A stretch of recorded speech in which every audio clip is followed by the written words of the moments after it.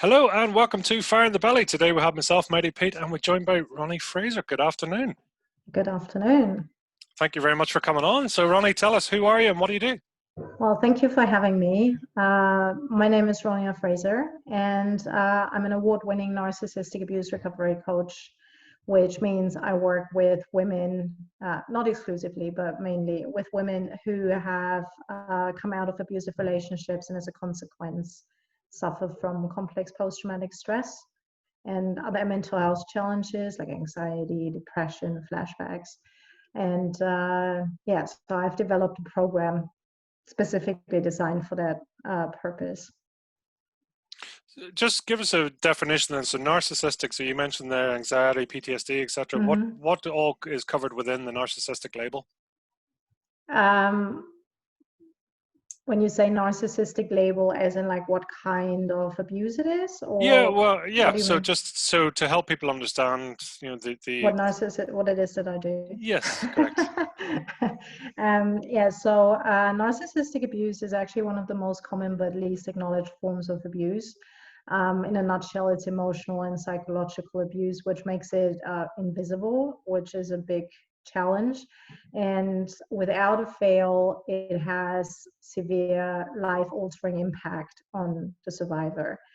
And usually it's, sometimes mentioned as a byproduct of physical abuse, of sexual abuse, which are kind of like the accepted forms of abuse, in quotation marks, accepted forms of abuse.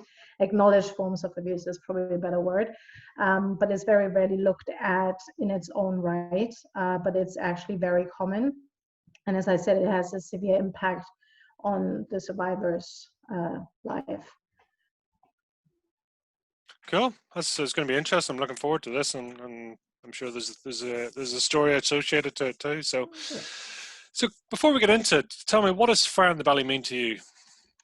Fire in the belly is what gets me up in the morning, really. And I mean, probably pretty much everyone says passion, but that's what gives you the fire in the belly, the mission that you are on. It's what motivates you to move forward and to challenge things, to push through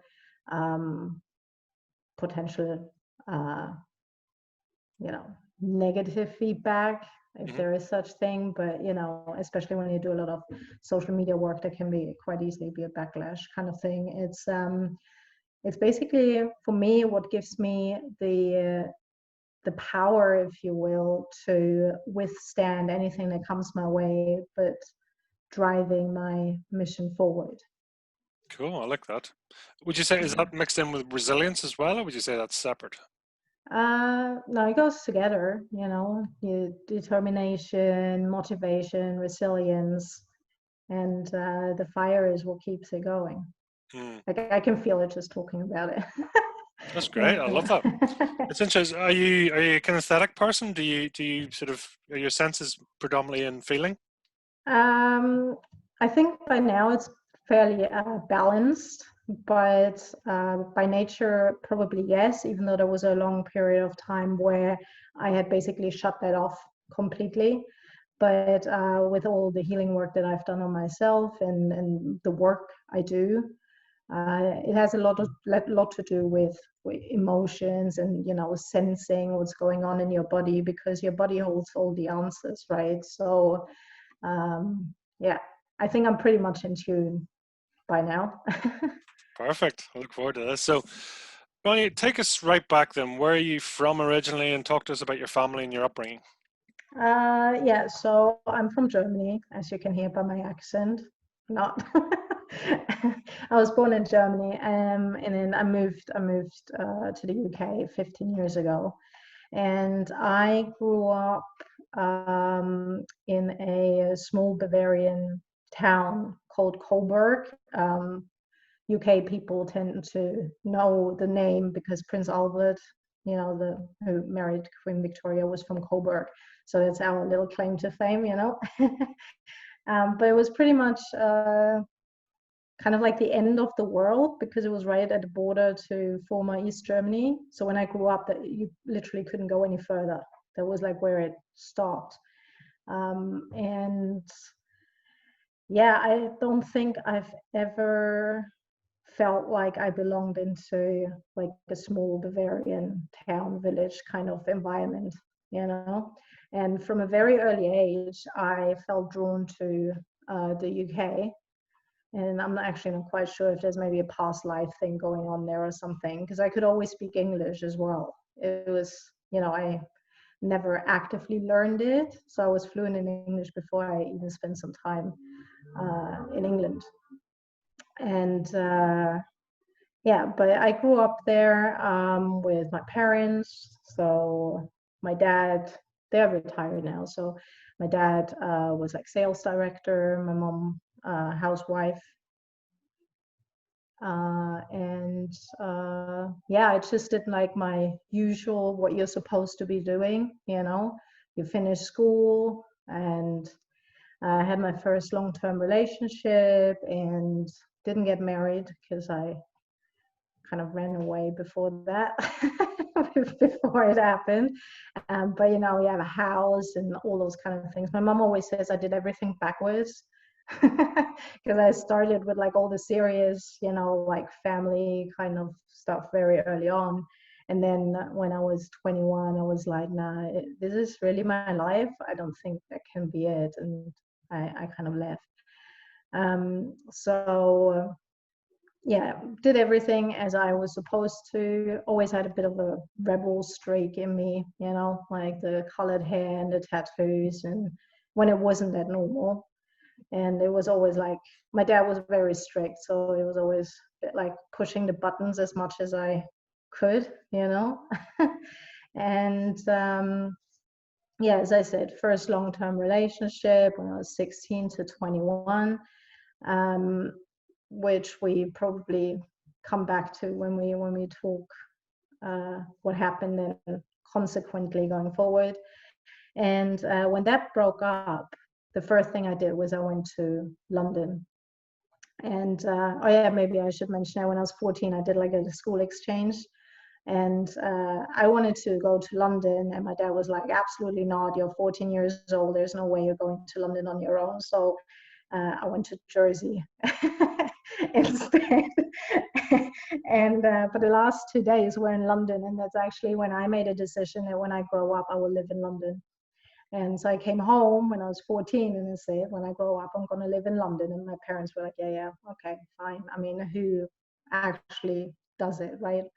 And so then when that relationship broke up, the first thing I did was I went to London. And yeah, fell in love with London. I had been in love with London since I was 14, and basically made a decision, no, I'm actually going to move now. Found myself an internship, and you know, when I want something, I always put my everything into it to make it happen. So back home, I was working, and I basically took some time off to go on a holiday, but what I was actually doing was I went to London to work, you know, on this internship.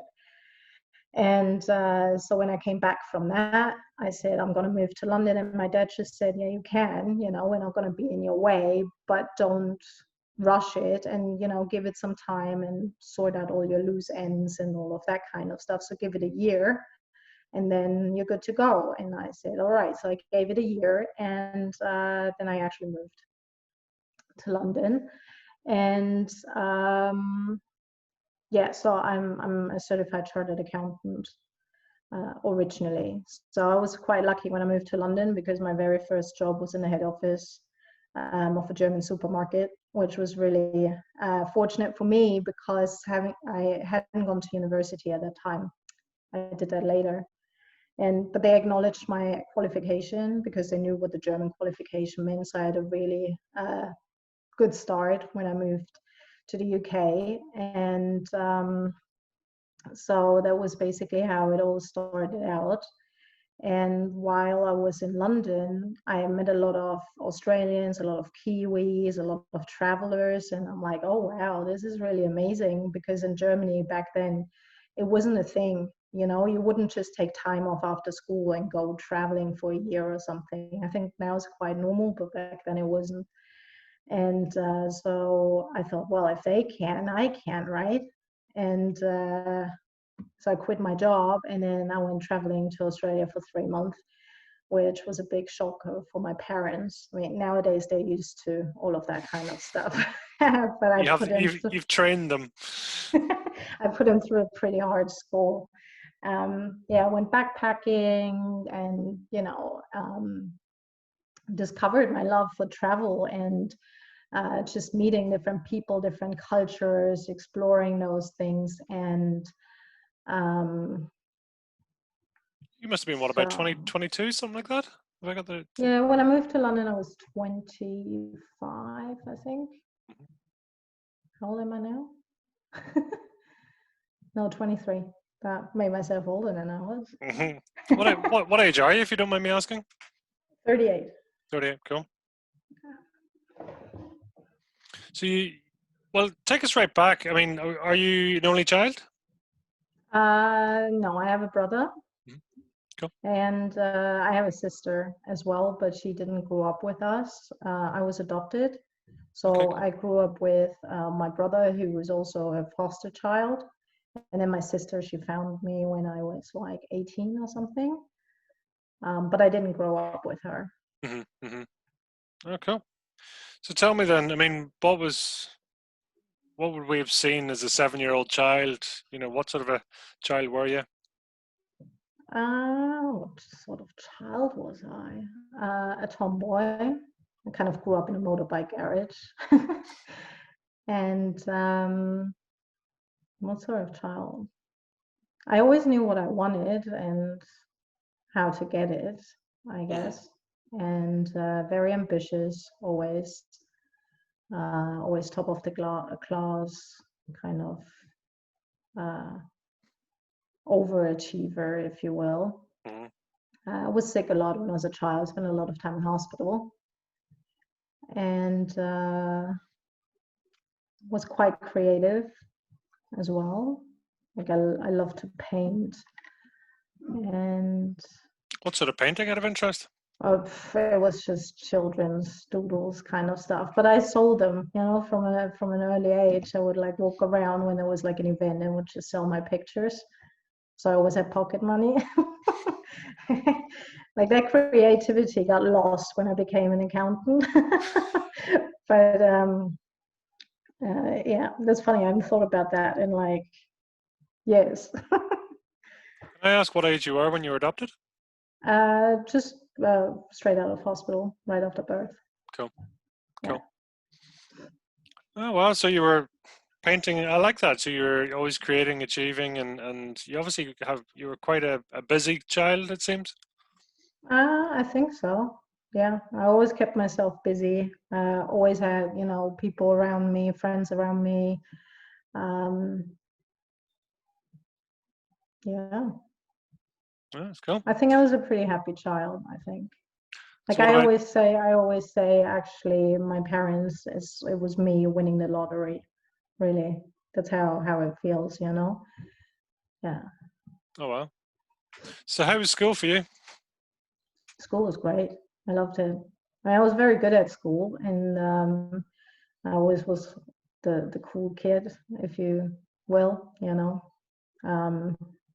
So I would push the boundaries, but still perform well, so they couldn't really say anything because I didn't do anything except for coloring my hair. And, I remember when my mom bought me my first Metallica t-shirt, I was 10 and I went to school with it and I got into trouble for that because I was wearing this t-shirt with skulls. So it's this little girl, right?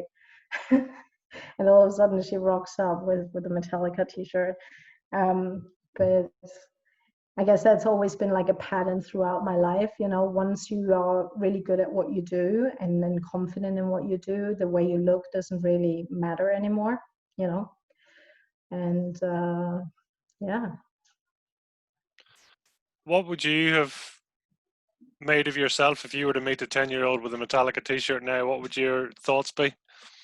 What my thoughts would be now if I saw a 10-year-old with a Metallica t-shirt? Oh, that's pretty badass. Good parenting. What was it? What was it about Metallica that took your fancy? Do you know? I don't know. It was just the first love of my life, I think. Wow. And the had you the hair color as well to go with? Yeah, I think I started dyeing my hair when I was 14. And my mom's a hairdresser, Okay. and before she became a housewife. Mhm. So yeah, my dad didn't like it very much, but then he got used to it eventually. So a lot of things happened at 14. You're getting your hair dyed. You're wearing your Metallica t-shirts. You're going off on school exchanges. So it seems Yeah, the Metallica stuff happened with 10 when I was 10, but yeah, cool. 14 was quite significant, I think. Mm, mm. Yeah. So in school, so everything was going well in school. You were studying away outside of school. What were you up to?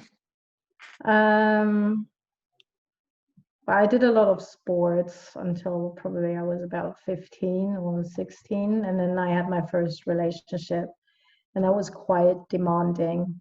He was quite demanding, controlling, and so basically my first relationship was already a severely abusive relationship, but it wasn't recognized as one. You just happened to have a really jealous boyfriend. It was just brushed off that way.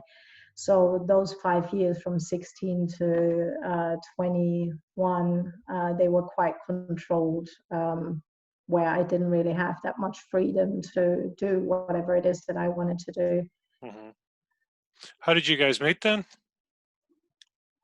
How did we meet? Well, it's a small place I come from.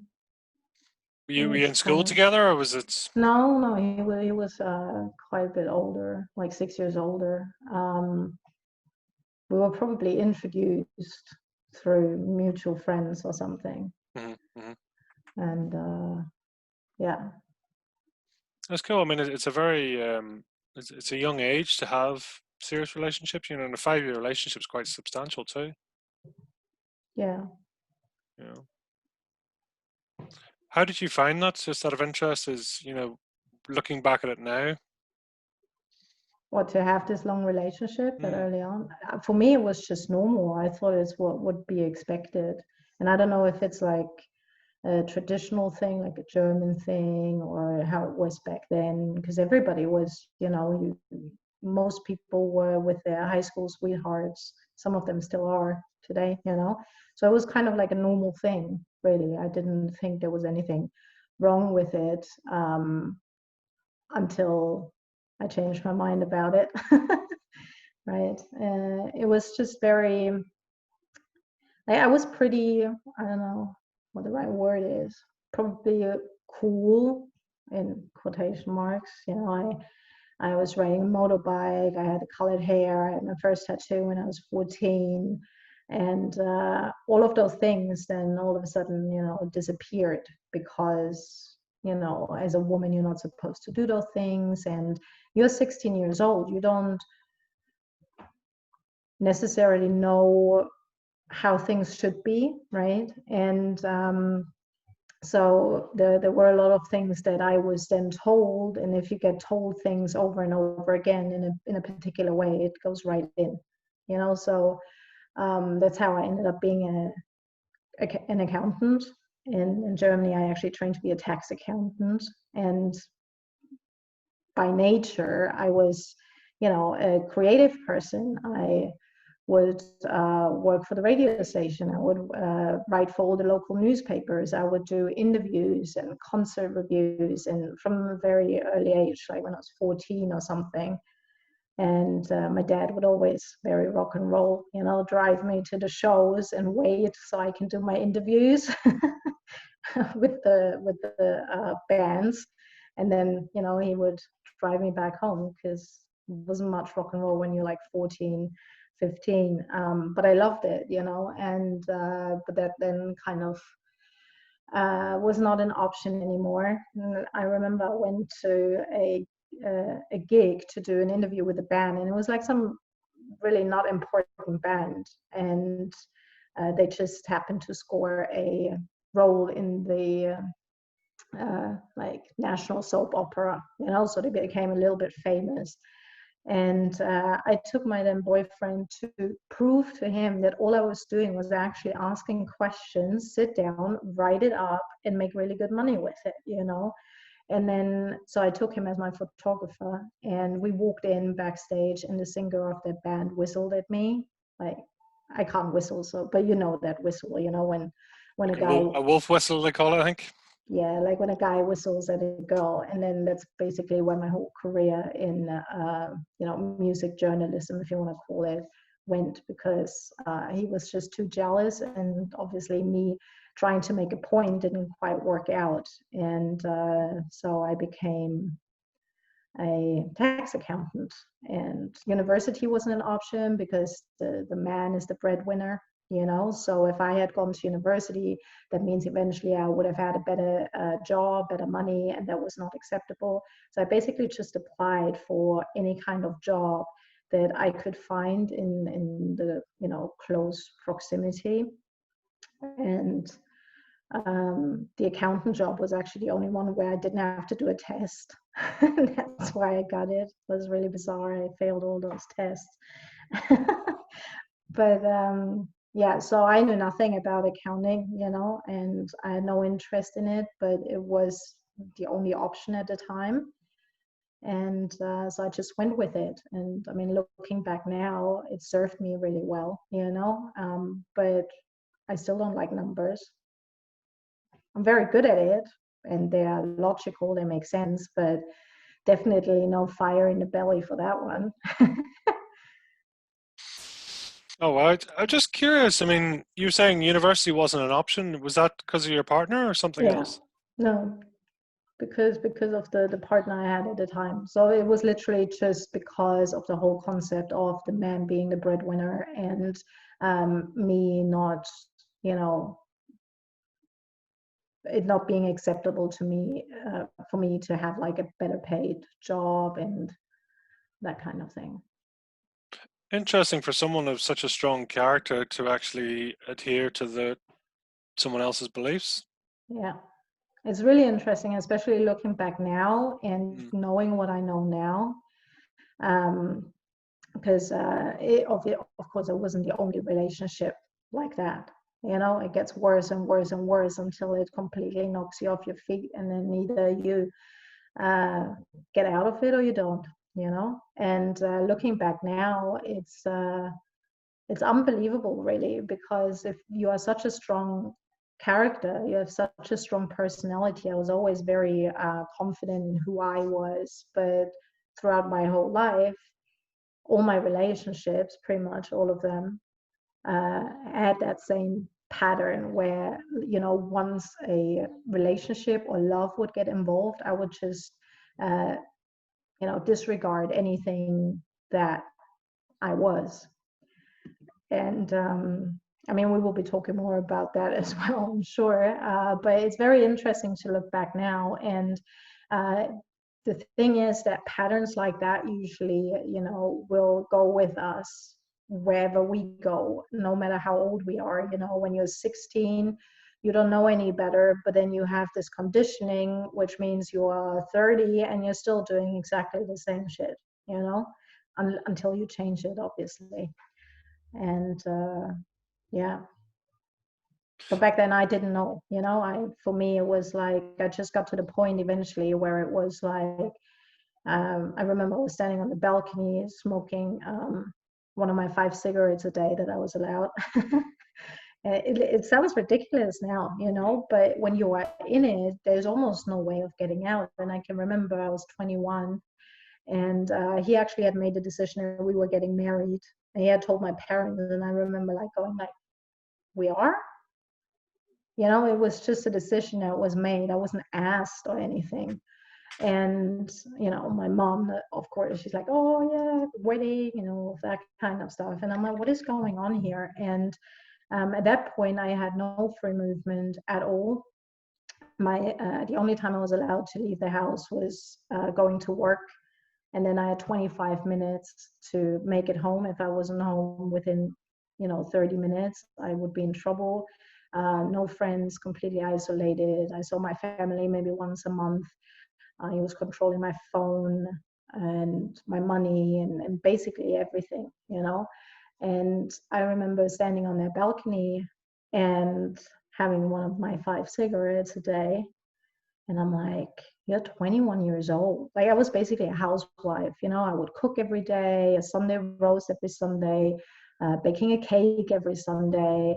And I'm like, that can't be it. I mean, I'm quite smart, you know, and it just like, either if I stay, I might as well kill myself, or I leave. And obviously I didn't want to die. So I'm like, I have to find a way out, but I didn't know how. And there was that one time when he was at work, he actually forgot to lock the door. And I don't know why I tried the door handle when I walked past, but I tried the door handle and the door was unlocked. And I just put everything I could fit in my car. It was like a tiny, like Peugeot, you know, 106 tiny car with my little budgie on the passenger seat. And I ran, you know, and I went home to my parents. And then, you know, I just, you know, you just get on with life. And that's, you know, where trauma then actually just gets shoved down until eventually it comes back up. But, you know, I just did what I needed to do. And from then on, I would concentrate on work and building a career and creating a life for myself where I basically would prove everyone, meaning me really, right, that I wouldn't need anyone, meaning a man, to for anything, being happy, right? So that then kind of became my mission, where, you know, I just wouldn't put myself into the same kind of situation anymore. So everything was then just about building this life for me. And yeah, and I thought I had completely dealt with all of it, and you know, it's just a breakup. But obviously later on I found out that it wasn't just a breakup, it wasn't just a normal relationship, he wasn't just, you know, a difficult person, and he was actually highly abusive. I mean, it's not normal to have to check and wonder if the door is locked or not. I mean, is that, and can I ask, and I mean, by all means, but I mean, what you say there would be, you know, there'd be consequences or things like that. I mean, what does that mean? Well, he wasn't physically violent, but he would be, you know, emotionally and psychologically abusive, which back then, again, I didn't even know what that was. He would be sexually abusive, and yeah, it was just, you know, when your identity just completely gets eroded, and the whole purpose of it is that you just don't feel secure in yourself at all, you know. So which means if you have no confidence, if you think that you're worth nothing, if you think that without him you won't survive, you'll stay, right, because you're afraid. Well, that's what I was going to ask. I mean, what value was that serving you, and vice versa for your partner at the time? What was it serving them? What was it serving me? For me back then, it was, I think, complying with what you think you should be doing, what's expected, and not knowing any better. But then I guess I didn't have that excuse when I was 30, and I had the same thing. But back then, that's what it was. And there is that thing about love when we have faulty programming, you know, that we it's literally an addiction. And because he was nice at one point, right, so it's not like it started out with him being like that. He was really nice until the mask comes off. That's how the whole spiel starts, right? But at that point you're already hooked. And then there are so many things when it's about love, you know, like not feeling good enough, you know, wanting somebody to love you, wanting somebody to treat you nice, and every now and then they do, right? It's not like they always treat you badly.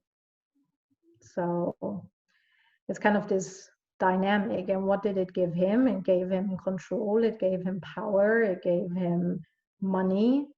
And there's also an energy exchange happening between abuser and victim. until you break that cycle and you actually change what made it possible in the first place. Like, why didn't you just walk away, for example? Why did you stay for 5 years? But there is a lot of, it's quite complex because there are a lot of stuff happening in the brain, like fight, flight, and freeze, where you actually, if you freeze, you cannot, or you're protecting yourself because you're constantly in self-protection mode.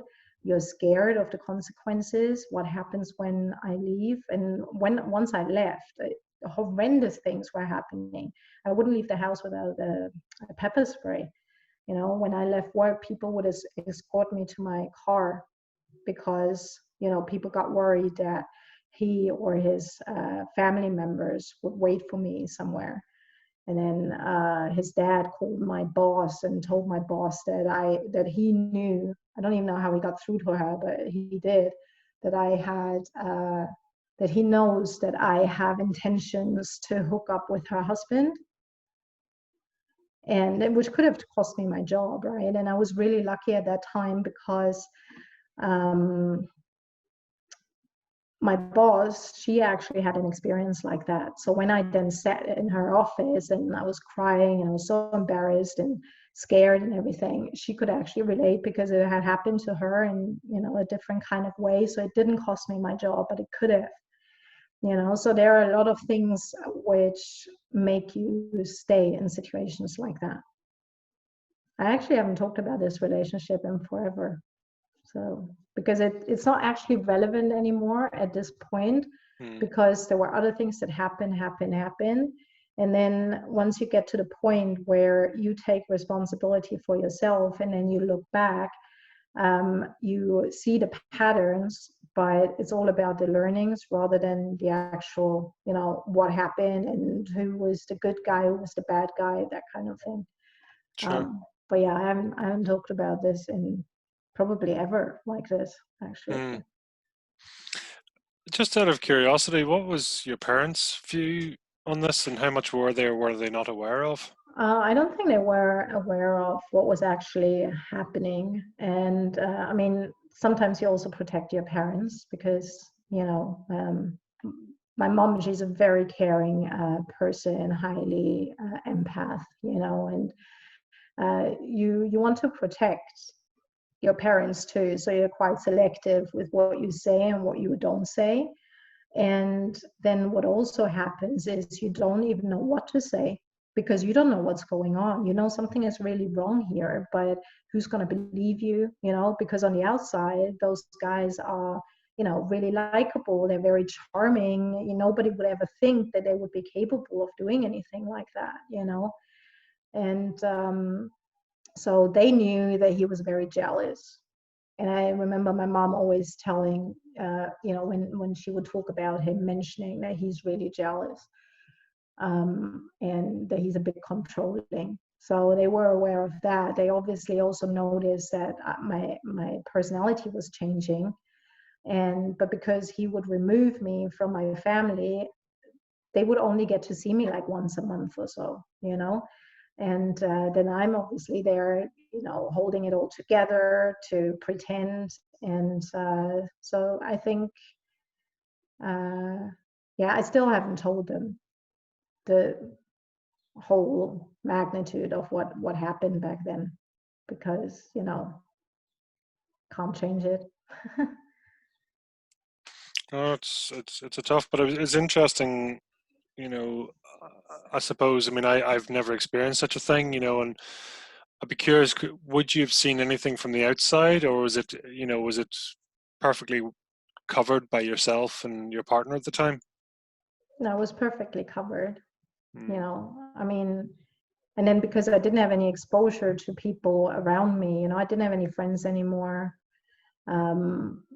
And there was one person who had my phone number because we went to school together. Because in Germany you do training, you go to the office for 3 days a week and you go to school for 2 days a week, like apprenticeship thing. And we would go to school together, but because he was controlling my phone records and everything, there wasn't really anybody who would have been able to judge either. And, you know, his whole family was functioning in a similar way. So for them, it was just perfectly normal behavior. Well, no, I'm just, obviously if there's anyone out there with some similar circumstance, hopefully this just helps to trigger what's normal and what's not normal. Yeah, it's very tricky sometimes, because oftentimes people don't realize that they're being abused because it's all they know, or, you know, because it has become acceptable. And then when something is normal, you don't question it anymore, you know. But if you're not allowed to wear what you want to wear, if you're not allowed to dye your hair, for example, if your phone records are being controlled. At one point, I overheard him telling his brother-in-law that he was looking into bugging my phone. So that's like, what, 20 years ago, right? And you know, things like that are not normal when you're isolated from your friends, when you're not allowed to socially interact with anybody, when your movement is restricted. And in general, if somebody makes you feel shit about yourself, that's abusive. You know, they don't have to hit you. If they, you know, break down who you are and make you feel really horrible about who you are and worthless and unlovable and all those things, that's abuse, you know. It's not just a bad temper, or, you know, he had a bad day or whatever. I mean, obviously there was some good times or some glimmers of hope, which was enough to stop until you hit sort of 21 and getting to the point where you say enough is enough. But Yeah. I mean, the, that whole dynamic of abusive relationships, which I think people don't realize, is it's literally like a mask coming on and off.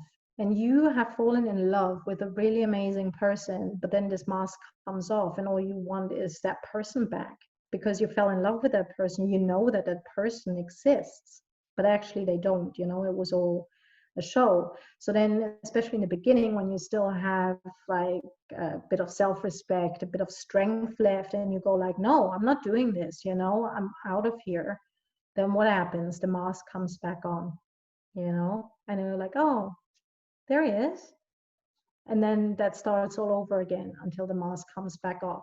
And that's that whole dynamic. And because your brain cannot comprehend what's actually happening here, you hold on to this illusion of him being a good guy. And yes, he's troubled, you know, they oftentimes have like difficult childhoods, and they always have some kind of sob story, and we care. So we're like, oh, he's a really nice guy, you know, but those bad things have happened to him. So I will make sure he knows he's loved, and I sacrifice myself, which is faulty programming on our part, right?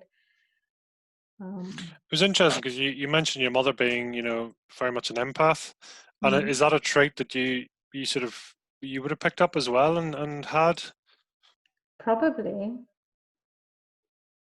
I mean, if you think about empath and narcissist, it's basically the two different sides of the same coin. It's just different strategies, how we decided as children how to cope and how to survive. So one strategy is to, you know, become highly engaged and sacrificing yourself because you want the approval, you want to belong, you want to be loved, and it's the most basic human desire, right? We all have that.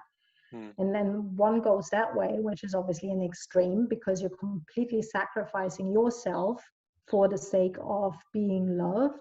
And then the other strategy is, oh, I have no emotions whatsoever, and you know, I just don't do the whole love thing, and I have no empathy, and you know, they become then those you know, narcissists are really full of themselves, and the whole world evolves around them, but they still have that underlying need for approval, like we all do, for love, you know. And the way they get it, so the empath sacrifices themselves, and what the narcissist does, he gets disapproval by making others feel inferior.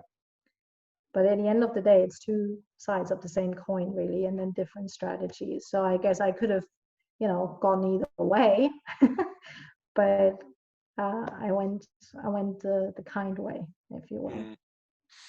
It's amazing, as you say, that it doesn't have to be violence. It doesn't have to leave a mark, physical mark, and this is almost the amazing thing, the power of words, both positive and negative. Yeah. I mean, some people, some of those abusers, they're literally natural hypnotists, without being aware of it. But then I've also met some people that actually intentionally train to even get better at the manipulation and, manipulating women and stuff. There are books written about it and all that. It's insane. But yeah, language is very powerful, and that's also to remember when it's about the healing, because the way we talk to ourselves also very much impacts our ability to heal, our ability to do anything, so language is a very, very powerful tool. And I guess with it being invisible, I mean, a lot of things are happening now, but it's still one of those parts, that's kind of like not really explored. And, there are no consequences. I know that coercive control is part of the Serious Criminal Act, I think it's called here in the UK. But then you have to be able to prove it. And oftentimes you cannot, and because you may have a trace on the phone with different texts and whatever you get, but you'd never have a proof of what's actually happening within, your home, or very rarely, at least, So it's very tricky.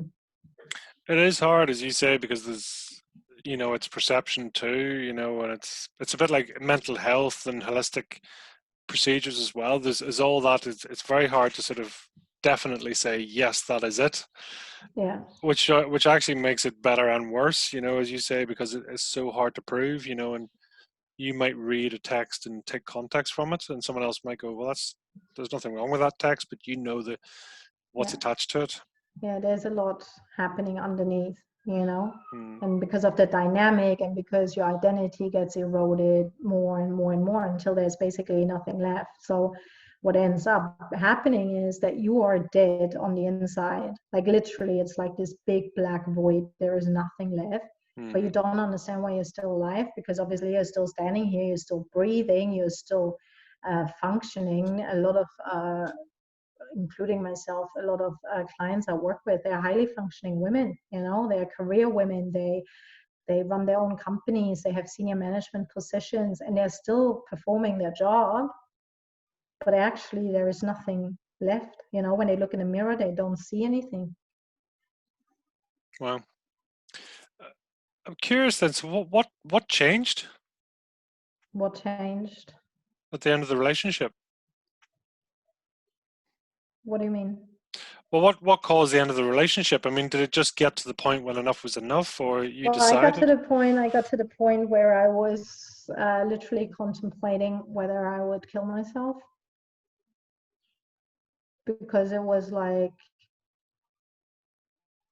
I can't, like I was 21 and then I was thinking like 40 years ahead, and I'm like, no, there's no way I can do this.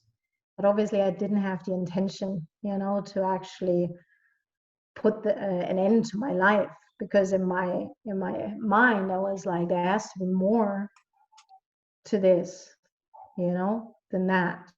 And so I think it's probably a personality trait as well. I'm the kind of person, once I've had enough, I have enough, and then I just change it, no matter what, So I guess you go through that kind of surrender moment where you're like, nah, I'm done, and whatever will happen now will happen, And I've had the same thing when I stopped smoking. I never thought I would ever stop smoking, and then I just went like, no, you know what, I've had enough, and I just stopped.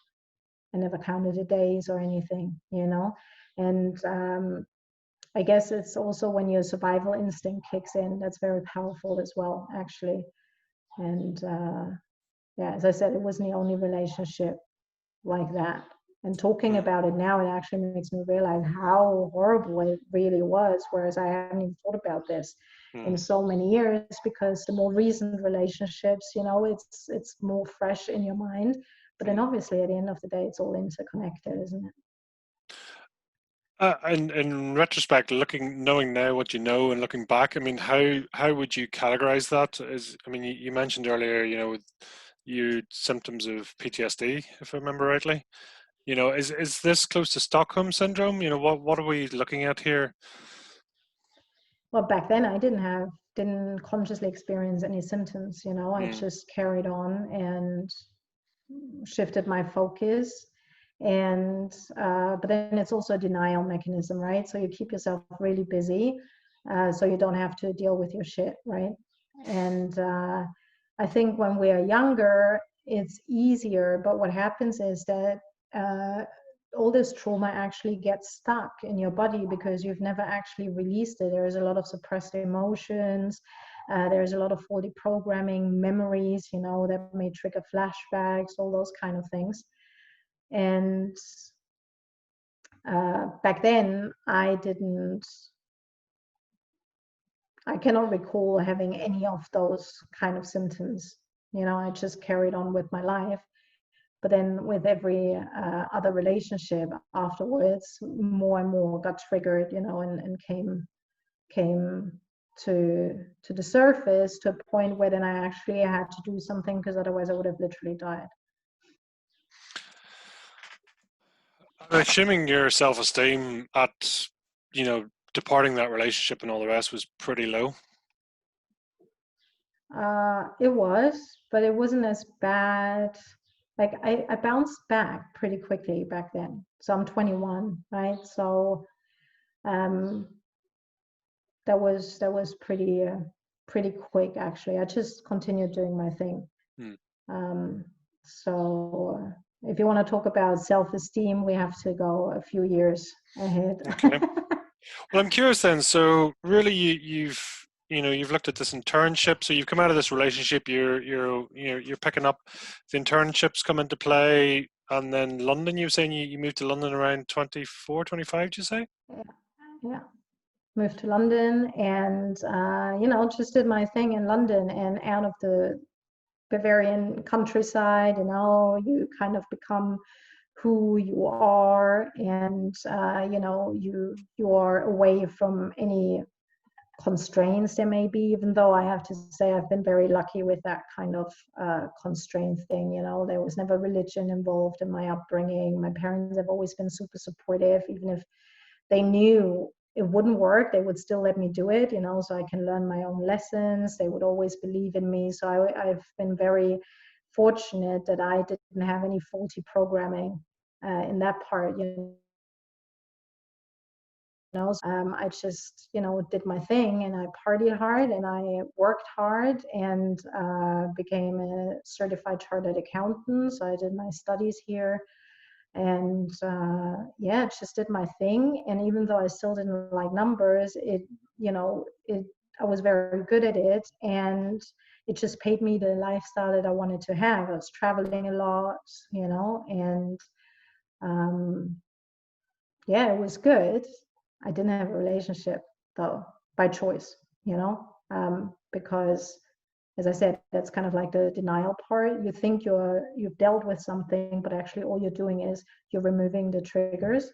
So then if I had gotten into a relationship, all of that stuff would have come up, obviously, but I didn't. So I basically stayed single in my 20s and just did my thing and focused on my career, and became very successful in that.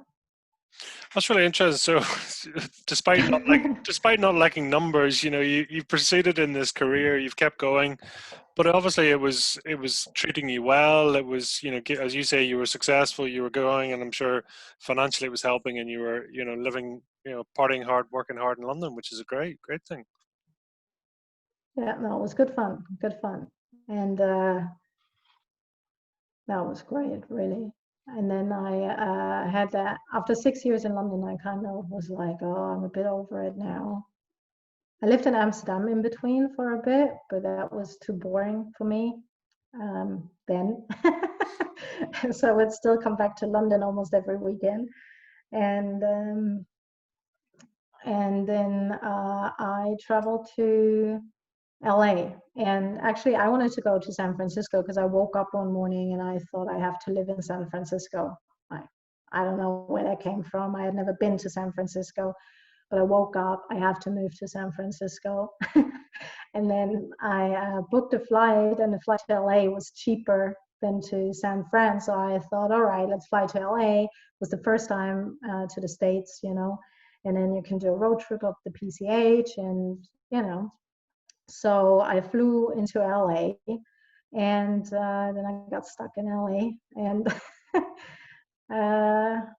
and then I managed to go up to San Francisco for 2 days because my flight was out of San Francisco, but I think I spent like 6 or 8 weeks in LA. And what happened was, because I was quite active in the rock scene in London, you know, the rock scene is very small internationally as well. So if you go to an after party in London, it's the same people you will see at the after party in LA. So I went to a Steel Panther after party, and I bumped into someone who I knew who he was, but we had never talked. But he also knew who I was.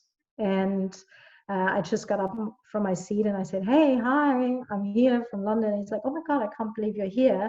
And he kind of took me under his wing. So I never got to see the tourist Hollywood. I actually went straight into the, you know, Hollywood life kind of thing.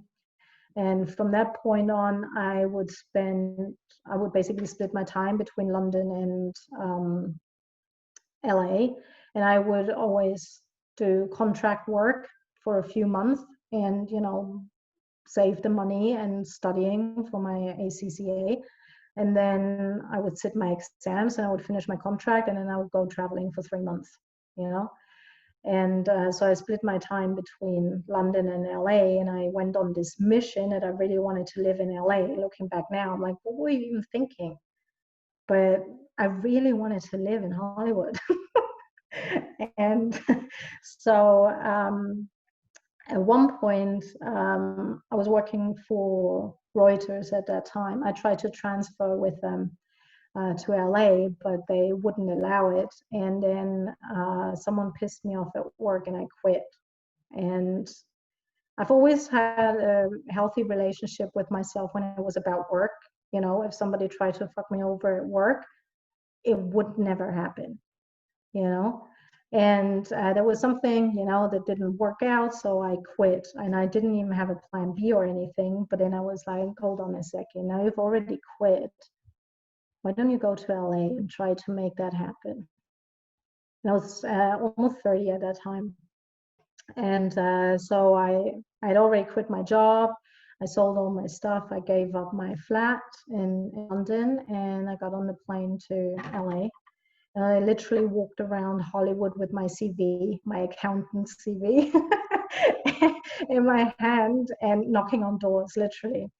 And I was there for 3 months, which is, you know, the visa waiver tourist thing, you're allowed to stay. And it didn't happen because I needed a sponsor, right? And I could have gotten married, but I was like, no, I'm really good at what I do. I deserve to have a work visa, you know? And so after 3 months, I had to go back to, I didn't even know where to go because everything I owned was on my shoulders, right, in my backpack. And my visa ran out, and it was literally the first time in my life that something I wanted didn't work out. So that was a big learning for me. And I went back to my parents because I didn't have anything anywhere. And because Bavarian countryside, I managed 10 days. And I'm like, you know what, I'm going back to London. So then I started over in London from scratch, finding a flat, finding a job, found myself a husband unintentionally. And then about 3 months in, I find a message in my spam folder, and it was a German name, and it said communication. I have no idea why I opened that email, but then it said, oh, this is LA reaching out for you. I've tried to call you, but your phone is off, so I'm not sure if you're out of the country. I really would like to talk to you. Can you give me a call? And then it said, general manager, Native Instruments. And Native Instruments is a music company, music production company, German music production company. And I had actually managed to get into their office. I snuck my way in there and I talked to the finance manager, and he actually at that point said, you're much more qualified for this role than I am. And I knew it wouldn't go anywhere, but he was so full of himself that he actually mentioned me to the CFO. Oh, there's this German girl, you know, she just showed up and wanted my job, kind of thing. And the CFO at that time was already not happy with his performance, so he went to the general manager and said, find that girl, you know. So then eventually they did find me because I had put HR into CC when I sent a thank you email. Smart. Sometimes you just have those light bulb moments. And so anyway, she found me, and then I found the spam email, and she's like, oh, I have nothing to offer you right now, but, and I remember that as if it was today, because she was a complete stranger, right? She had never met me. All she knew was my story, and she had my CV, that was all. And she said to me, I know exactly how you feel, hang in there, I'm gonna do my very best to help you out here. And then eventually I had a job interview, I had to go to Berlin, and I mean, for me, it was perfect. I wanted to work with that company. It was music industry, you know, in the music industry, it doesn't matter if you have colored hair and you're fully tattooed, you know, as an accountant, because it's welcome that you're not like you're the stereotypical accountant. And eventually I would get the job offer and move back to LA. Well, that's amazing. So you've bounced back, you've left LA, you arrive back home for a short time, back to London, and then you get this email, and you're back to Germany or back to LA? LA. LA. Wow, Yeah. okay. So then I moved to LA, and by the time I moved to LA, because I had split my time in LA between London and LA for 2 years, I had my friends there, you know, I knew my way around. I had my crazy partying days, you know, when I was traveling. So I was, you know, ready to actually go and work. Hmm. And so you were married at this point as well, right? Yeah, we got married like 4 weeks before I moved to the US, and then he came with me. Cool. So how was it then? You were into your LA lifestyle and you were loving it, right? I was loving it. I worked a lot. I mean, American work standards are very different to here. Like 70 hours a week is completely normal, you know. And but I, you know, every time I saw the Hollywood sign, I'm like, oh wow, I can't believe I could see it from my desk at work, you know. And I'm like, wow, how did I do that? But I was very clear, you know, on that's how powerful imagination is, because I had everything laid out in my head, and it would then exactly happen that way, you know, where I would work, where I would live, the car would drive, like everything I had in my head first, and it happened exactly how I had it in my head. And I mean, I was loving it, you know, and then obviously it was California and sunshine and palm trees, which eventually got quite exhausting, the heat. I'm more of a Nordics kind of person. But in the beginning, you know, it's just like, wow, I can't believe I have a palm tree outside my window. I live in Hastings now. I have a palm tree outside my window, but I didn't know that living in London, right? And yeah, so it was pretty good for a while. And then my ex-husband, he kind of got caught up in that whole Hollywood thing. You know, it was all about the bling and the glam and all of that. So then I basically ended up working 70 hours a week, and he would go out partying, surfing, taking the Mustang out, you know, having this Hollywood lifestyle. But I was the one bringing the money in, and eventually I I said to him, it doesn't work that way. We are in this together, so you have to pay half the rent, and and we moved to a new country as well, right? So obviously that makes it even more important that you do this together, right? And then he said, I don't know where your problem is. You make enough money for the two of us anyway.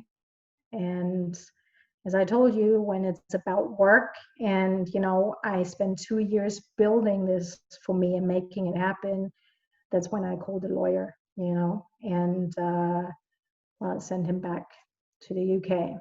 But it sounds very cutthroat right now, but I mean, it was very emotional for me, because I was still having this unhealthy programming, right? Where I was like, wow, I can't believe somebody would marry me, and then having this taken away, not taken away, but not working out. It took quite a few months for me to actually, process that and kind of get back on my feet. But yeah, I don't regret it, How long were you married? Not long, 9 months.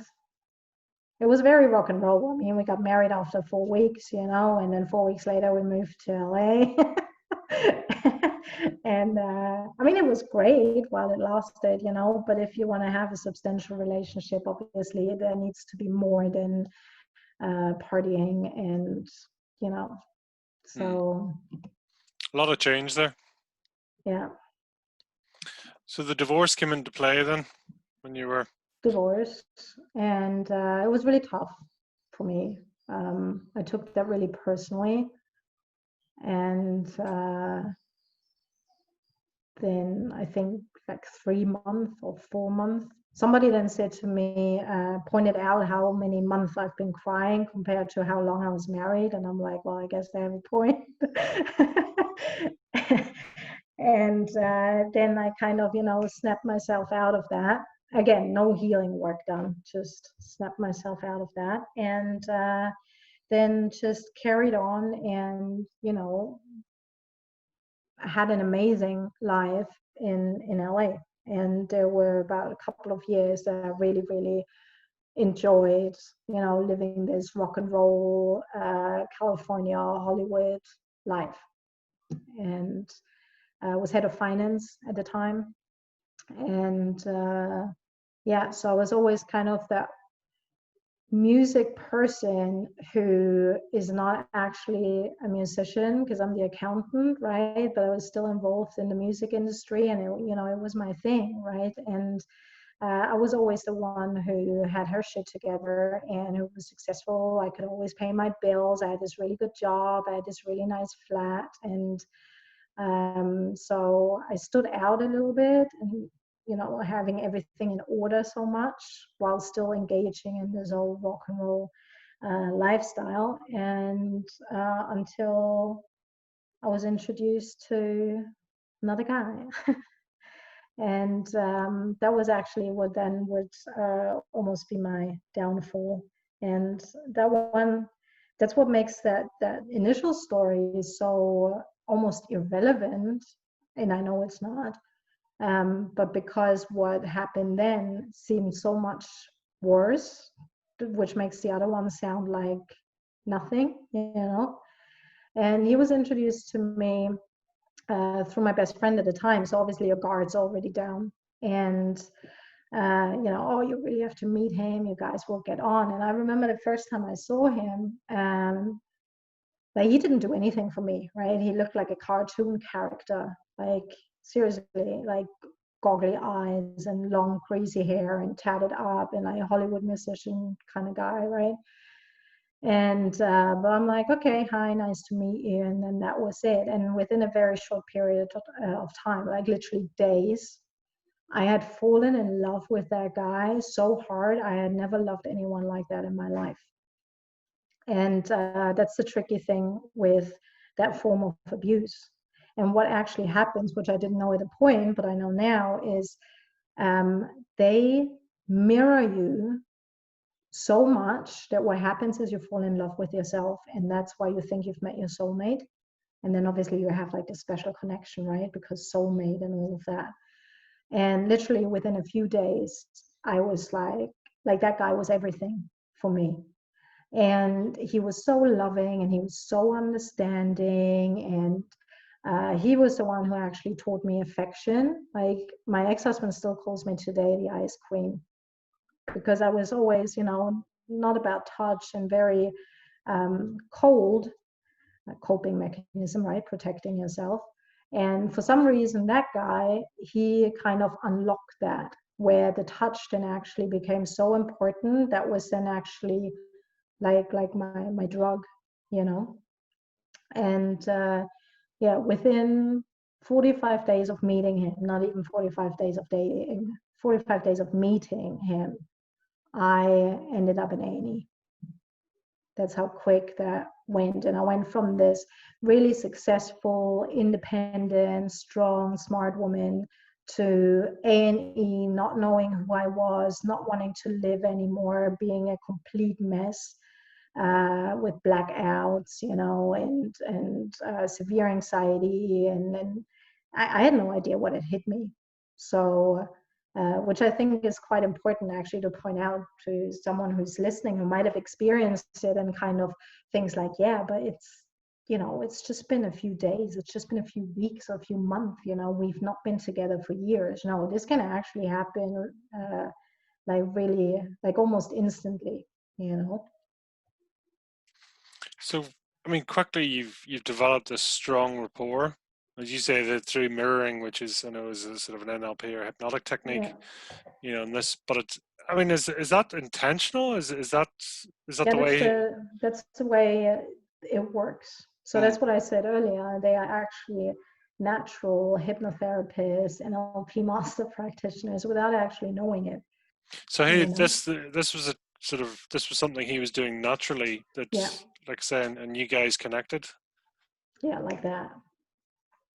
As I Wow. said, the first time I looked at him, he did absolutely nothing for me. And within a few days, he was my absolute everything. And my friends were like, what are you doing?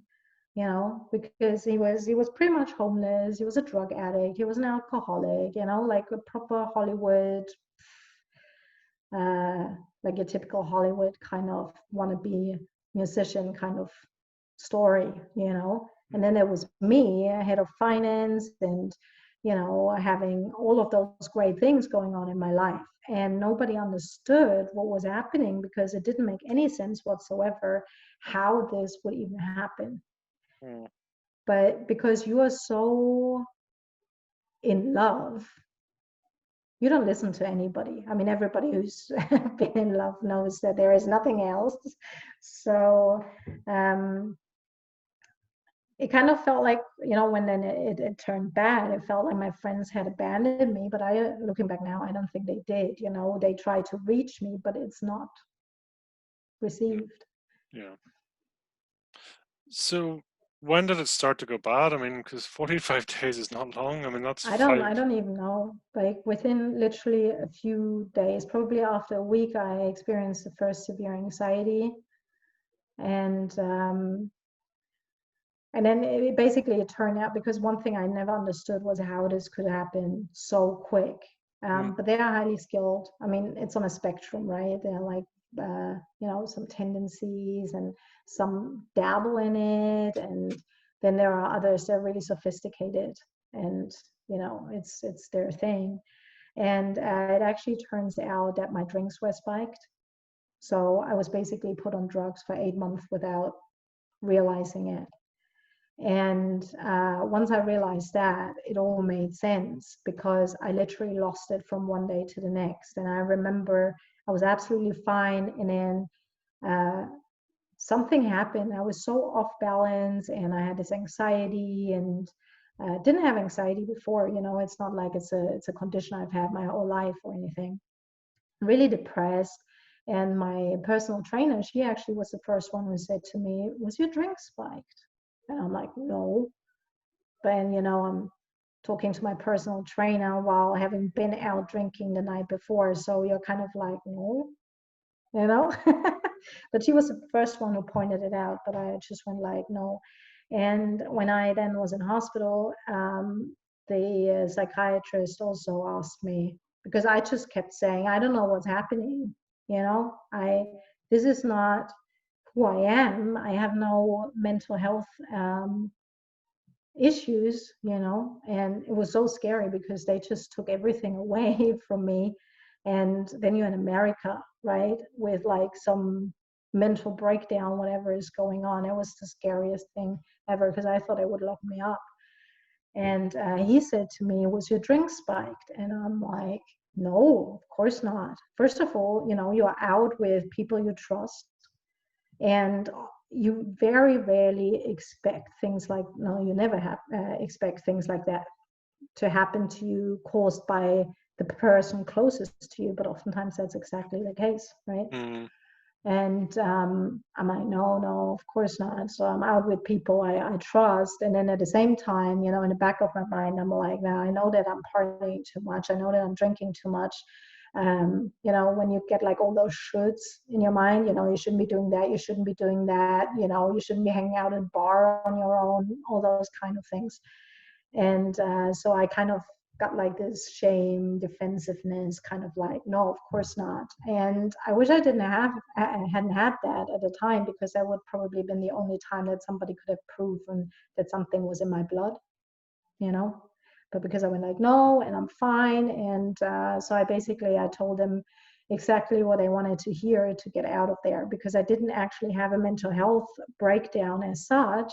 My mind, my brain was still working. But that was basically the point where I was like, something is really bad here, but I had no idea what was going on at that time. Wow, I mean, to want to be in a different, I say a strange country, a different country, but and all this. I mean, were you functioning, going to work and things like that, or day to Yeah, day? that's a really bizarre thing. It's like almost I split my brain into a functioning part and a not functioning part, and I was still doing my work as normal. I actually did an MBA at that time as well, and I told my former boss last year.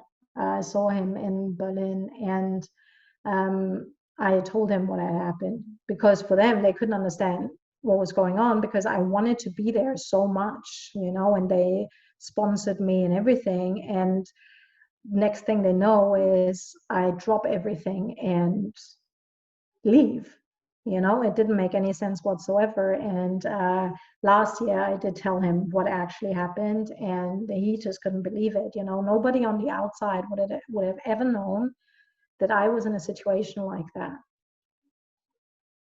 And that's the thing with invisible abuse, and as I told you, a lot of people I work with, they are actually really high functioning and confident and smart, and they run their own businesses or senior management in some high profile, functions. And they do their thing. They are highly, highly functioning, but once they leave the office, that's what's going on at home, It almost seems like the professional side, the value and the feedback and the recognition you were getting on the professional side compensated for what was happening on the personal side. So it wasn't just a split function, but it was actually. I'm not sure if it was compensating. I think it was what kept me alive. It is what kept me sane, because once I left the office, I had absolutely no touch with reality whatsoever. I had not flashbacks, blackouts, really severe anxiety. I was not functioning. I couldn't do anything. And the only time I was functioning was once I went to the office, or I was writing my exams for the MBA. Well, so what? I mean, you've come to an A&E. So what then? Well, then he picked me up, even though he was the reason I was there in the first place. And he was all like, oh, don't scare me like that. And, I love you so much. And the mask comes back on, right? And you're kind of like, oh, thank goodness. But then the mask will come back off. And that's where that whole spiel starts again. And it's very calculated manipulation, it's eroding your identity, making you feel really bad, making sure that you know that you are not worth anything. And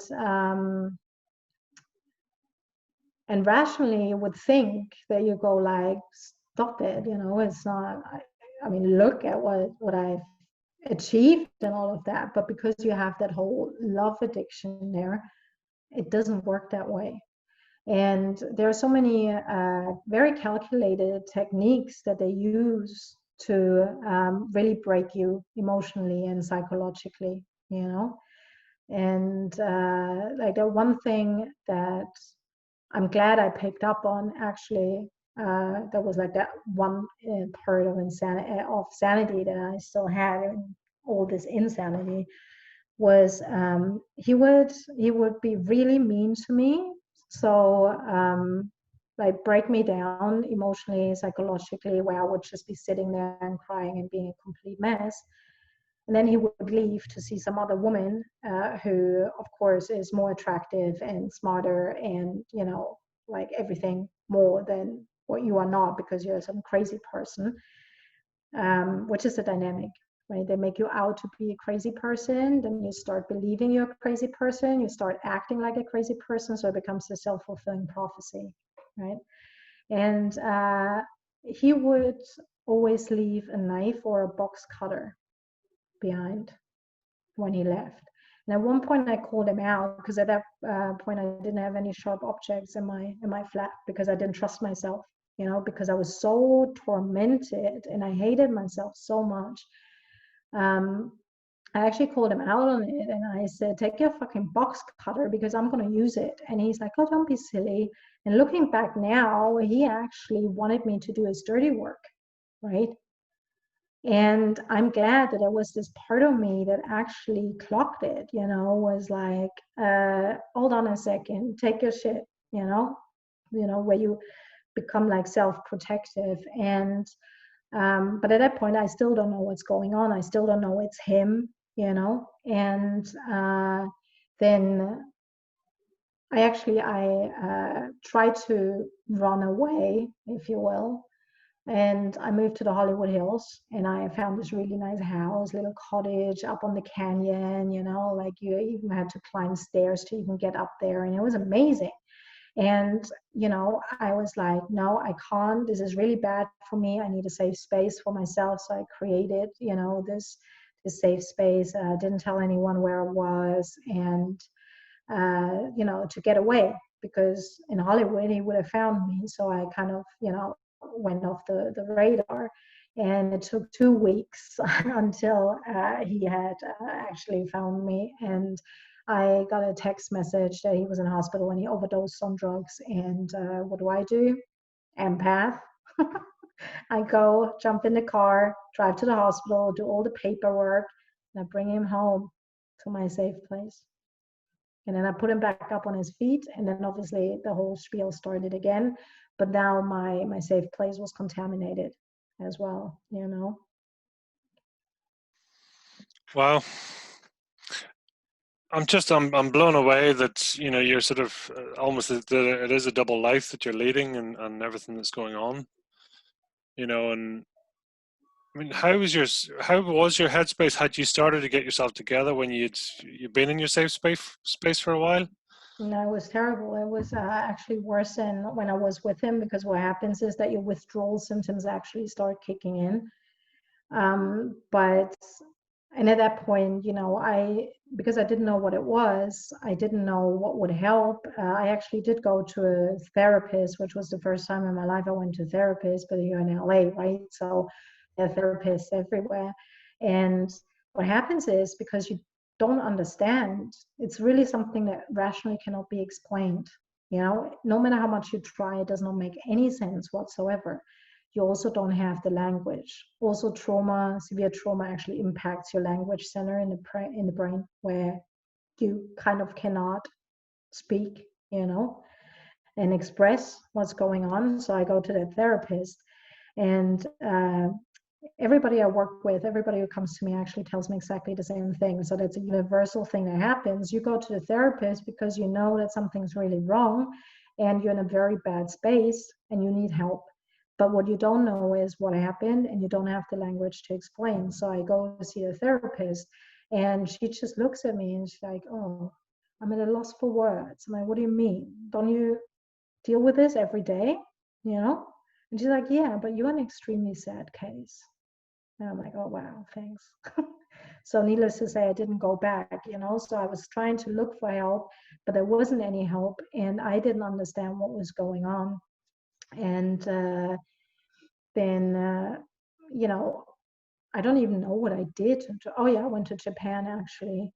Spent some time at a Buddhist temple, you know, trying to sort out what was going on. And I had been there before and it was amazing. But then this time I actually, addiction, listen, I got like a pocket Wi-Fi so I could stay connected with that guy, because I was too anxious what he would be doing while I was gone. So needless to say, my trip to Japan didn't actually do me any good, because I was so distracted and constantly on social media and following what he was doing and who he was cheating with and all of that.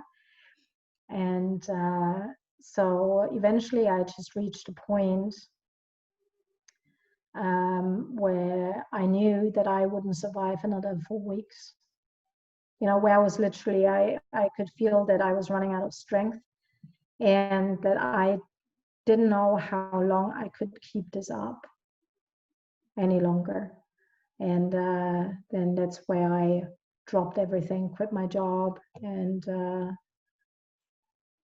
yeah, went back to my parents as always. And that's where my LA dream, you know, had turned into nightmare, and I literally had to drag myself onto this plane to save my life.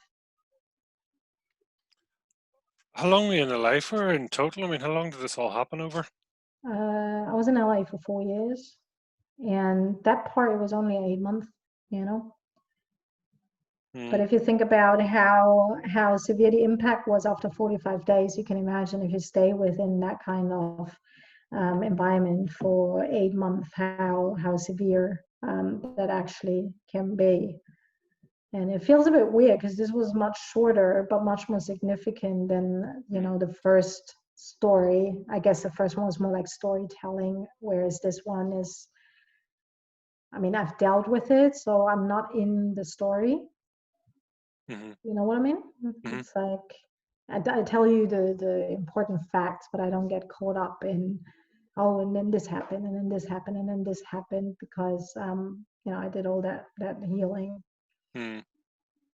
No, it's interesting. And as you say, I always find it interesting. The best analogy I ever heard, you know, when you're saying a habit or a fear can be generated in a split second. You know, if you get a child stung by a bee, they will always likely be afraid of that bee. You know, and that's, you know, habits and fears can be, you know, created in split seconds. It doesn't take years of abuse. It doesn't take, you know, it can be little or nothing. Amazingly. And, you know, sometimes it can just be something someone says, but because of the conditioning that we already have, the trauma that's already stored that you've been ignoring for so long, it sets you off, you know, it takes you off. And then all of a sudden you find yourself in a position where you have all those mental health challenges. And, you know, you may not have ever experienced it before. All of a sudden you're in such a mess, you know, and everybody just goes like, you're crazy, and snap out of it, and what's wrong with you? But we shouldn't be asking what's wrong with you. We should be asking what happened to you, you know, because you're not exhibiting those symptoms for no reason. It's your body trying to, you know, somehow deal with the trauma that you've experienced. But as I said, back then I had no idea. I didn't even realize that I was being abused as such. You know, it all just came later on when the puzzle pieces start, you know, clicking together. What I mean, at that point, what was it you were looking for? Do you know, or you know, in that state, was it connection? And you mean you mentioned before love and connection and things like that. Is that? It's like, because you have that, and for me, which actually then goes back to the being adopted, actually. I've always, and I wasn't consciously aware of that, that all came through the healing work I've done, but I've always had that underlying program, this underlying current that was always there and determining every kind of relationship, was that I wasn't worth anything, you know? And I didn't even realize that, because consciously I was absolutely fine, you know. But then obviously you have all those programs, you try to compensate by the work you do, the life you create for yourself, you know. But then love is the most basic human desire, right? We all want to be loved, you know, you want somebody who accepts you the way you are, all those kind of things. And I guess we also have, until we change it, that idea that, you know, if there will be somebody who will take all this pain away, you know, somebody that will make us whole. And then you find your soulmate who pretends to be doing exactly that. But what do? You put all your validation, all your happiness into the hands of somebody else who then has full control. So what was I looking for? Well, obviously, you know, I also, after having the failed marriage, having been single for so many years, you know, we all want love. And I guess that's what I was looking for. Or I didn't know I was looking for it until he gave it to me, you know, and then you get hooked. Out of interest, when did you know you were adopted? I found out when I was 14. Okay. Yeah. And I always said it doesn't matter to me. You know, as I said, my parents is like me winning the lottery. So consciously is a very good example of what we tell ourselves consciously, but what's actually going on underneath. You know, because consciously I always said, I don't care. I'm not interested. I don't have to meet the biological mother, or, you know, I have nothing missing. I've grown up in a very loving, supportive family. But then once I did my healing work, and those kind of things came up, and there was like one session I did, I relived my birth, and I'm like, what is this? You know, because you're not supposed to have memories like that. But that's the thing, conscious mind, unconscious mind. Your unconscious mind never forgets. And because it was so realistic and so graphic, and, you know, it was that whole I'm not worthy, I'm not worth anything. And when I was exploring that programming, and the beautiful thing is that we can actually change any kind of program we are running. You know, we can just run an upgrade, like how we would update a computer. It's our internal computer. And so I did a session on that, and I have actually since then, I've never once even remotely thought that I'm not worthy, you know, because I fixed it. But having said that, what I had seen, I'm like, am I making this up? Like, how does this work? And that's where that whole holistic approach comes in that you mentioned earlier, right? It's like, what is this? Like, does this actually work? And then I went to find the biological mother. And I asked her to tell me her story. And I didn't tell her anything about my experience because I wanted her to tell me. And so I flew over to Germany and met with her, and she told me the story, and it was completely aligned with what I had seen. So she basically gave me the run up to it, and then the actual event. And then the event was when my memory kicked in, you know, being the baby. And that's why I'm so passionate about my work, because I have a very scientific brain, and, you know, then stuff like that's going on, and you're like, eh? And then I went out there on numerous occasions to actually find the proof, you know. And but anyway, we all have, not all, a lot of us have this some sort of underlying program, which is like, you know, I'm not good enough, I'm not lovable, I'm not worthy. And you don't have to have severe trauma to have that kind of programming. You know, it may easily be something someone said when you were quite young, but you're like a sponge, right? So you took it for the truth, and now for the rest of your life until up to now, it has impacted all your decisions and relationships and all of that, you know. What can I ask? What age were you when you went to find your mother, your biological mother? Sorry, I should say. 35, 36, 36. Yeah. So that whole LA thing happened when I was 35. So I came back, or 34, 35, came back, and yeah, then it took, I went into hiding for quite some time, you know, because I was so not functioning, and I was on that mission to find something to fix that, because in my head it was like, hold on a second, something happened to me. There has to be something out there that can reverse the damage as effectively as it was caused. I don't know, call it German efficiency. I don't know what it was, but I just went on this mission to find something. And because you go to the doctor, something happens to you, right? So then you have all those symptoms. You go to a doctor, they tell you you have now a lifelong mental illness. You know, if you're lucky, you get Ptsd. If you're unlucky, you get a borderline personality disorder diagnosis, which is identical symptoms, but depending on who you talk to, you get a label, you know, and then that's it for the rest of your life. And I was told I have to take medication for the rest of my life. And I'm like, no, like, part of all of this craziness is that I was drugged. I'm not going to take drugs to make me functioning or, you know, to keep me alive. So it just wasn't an option for me. And that's how I then ended up going on this mission to find something that actually works.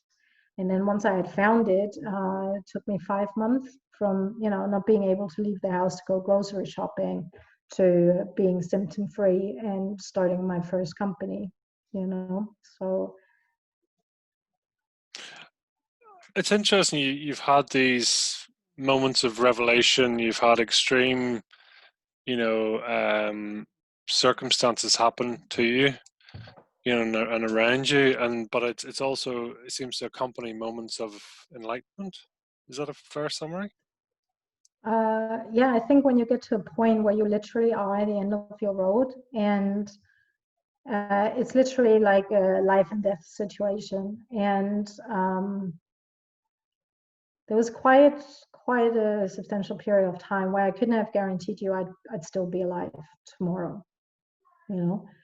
And I think what happens is once you stop fighting, right, not fighting the whole cause, but fighting against whatever it is that's rebelling inside of you, to finally pay attention, what happens is that you literally surrender. You go from like, okay, I accept what is, and I'm okay with whatever will be. And whether that's me, you know, dying or surviving, obviously your intention is surviving, so that's where it's going to go. But you get to the point where you go like, well, I mean, that's it. I can't do this any longer. Just have your way with me, kind of thing. And what happens when you've reached that point is that your awareness actually expands. And as I said, I have a very scientific brain. So like anything holistic and whatever, I never looked into it before, you know, but all of a sudden, all those new options become available. And because you're already at the end of your road, what you've tried has not worked. So you might as well try other things that are out there, you know, and then some work and others don't work. But I just literally went all in, and I'm like, no, I'm going to fix that. This is not permanent. Something happened to me and I'm going to figure this out. And then I tried so many different things. And as I said, some work, others don't work. You know, because it works for me doesn't mean it works for you. There's no one size fits all solution. But in general, I think there is a big misunderstanding, misconception around mental health in general, you know, where it's just a label and then you get medication that makes you manage the symptoms, but it doesn't actually resolve the actual issue because it doesn't address the root cause. Whereas if you use holistic modalities, and again, you know, I encourage everyone to just go out there and try. Obviously, you know, it's important to find the right person you can do that with, because there's a lot of charlatans out there as well. But especially around mental health and trauma, there are so powerful intervention methods without any medication that allow you to release your trauma, remove the emotional charges, reprogram your faulty programming. And, there's nothing wrong with it. Maybe, the program was faulty to start with. Maybe it's just outdated, and it's literally like running an update on the computer. Every now and then you run an update, and then your computer just runs better, and it's exactly the same thing. And there are so many modalities out there that actually allow you to do that. However, it is not mainstream. It's not what a doctor is going to tell you, unless you have a doctor who actually encourages exploring those kind of avenues. Out of interest, how was your birth? How was my birth? Very traumatic, very bloody. It was like an emergency C-section. Wow. Yeah. It's interesting. I've had a similar experience. Oh yeah. So I remember being born. So it was interesting you talked about that, but obviously there's subconsciously you've attached, or sorry, it appears there's been attachments to that, and there's been a lot going on since then. Yeah, I mean, there's always more, like you sort out something, all it does is it makes room for something else. But a beautiful thing about it is once you have the tools, you actually welcome it. It doesn't become this really hard, difficult, gut-wrenching kind of whatever transformation, because once you have the tools and you are in tune with yourself, and you start listening, you go like, oh, hold on a second, that just ticked me off here. What's going on here? And then you just go exploring. And if it's something that's actually impacting your life, because by that time, when you've done your healing, you also have a nice network, supporting network, and they're on the same page. And then you just, call someone and go like, can we do a session? And then you just sort it out. But it becomes actually fun because you realize that you have so much power to actually determine who you want to be, who you actually are, your values, your beliefs. It doesn't become a life sentence anymore. It's just, you take control of who you are and your life. Interesting you're saying about taking control. I mean, at 14, there seems to be a lot happened. You find out you're adopted there. There's, your Jersey trip. There's so much in. I mean, what is it all? Was a coincidence of that all happening together, or do you think one incident was caused another? I'm not quite sure. I've never thought about it as like that the year 14 was like this major year. It actually just came up now when you were taking the notes of what I said, what happened. But it comes across like an identity crisis. You're saying first tattoo and things like that, and it's kind of almost a, I don't know. I don't want to put words into your mouth, but identity crisis when you're 14, that's quite substantial. Well, to find out you're adopted at that time as well is quite something, So it shakes foundations. I don't know. No, yeah, it was. I mean, that was very, very substantial, obviously, to find it out. But again, for me, consciously, it didn't make a difference whatsoever at that time, So my parents were still my parents, and I had no adverse feelings in any kind of way. For me, it was just something like, okay, and then, that's just it. So take us through so really, 35, you found your biological mother, you're on the heel, everything's coming back. So what happened then? You seem to be doing a lot of self-discovery and really it sounds like you're finding yourself. Is that fair? Well, what happened then? I had another narcissist. just to reinforce the damage, you know. Absolutely, right. And that one was actually, at that point, I was already aware, you know, like the puzzle pieces started coming together, and I knew about the techniques, I knew about the red flags. You know, you kind of, what happens is you start obsessing about the topic and you become like a narcissistic abuse expert, you know, self-declared expert, because you not have the lingo down and you just know everything, you know. And then you meet someone who is really lovely and charming and so understanding. And because now you're aware, you have the language, you talk about what happened to you. And but guess what? They're just a bit more sophisticated than the previous one. So they're still going to use it, you know, against you. And eventually the mask will come off, which is actually really dangerous because it reinforces the unhealthy programming, you know. And that one in particular, he was aware of what he was. So by me actually telling him, and that's something looking back now, is like, you know, I actually, the first night we spent together, I asked him whether he was a narcissist. And I said, I can see it behind your eyes. I know what you are. And I said that to him the very first night, which actually only happened because he accidentally missed his train, you know. I needed a place to crash, manipulation much, right? And he did know what he was, and he was proud of it as well. And then meeting someone for the first time who actually also knew what he was, there was a welcome challenge for him, because I thought I was healed, you know, because I know all of it.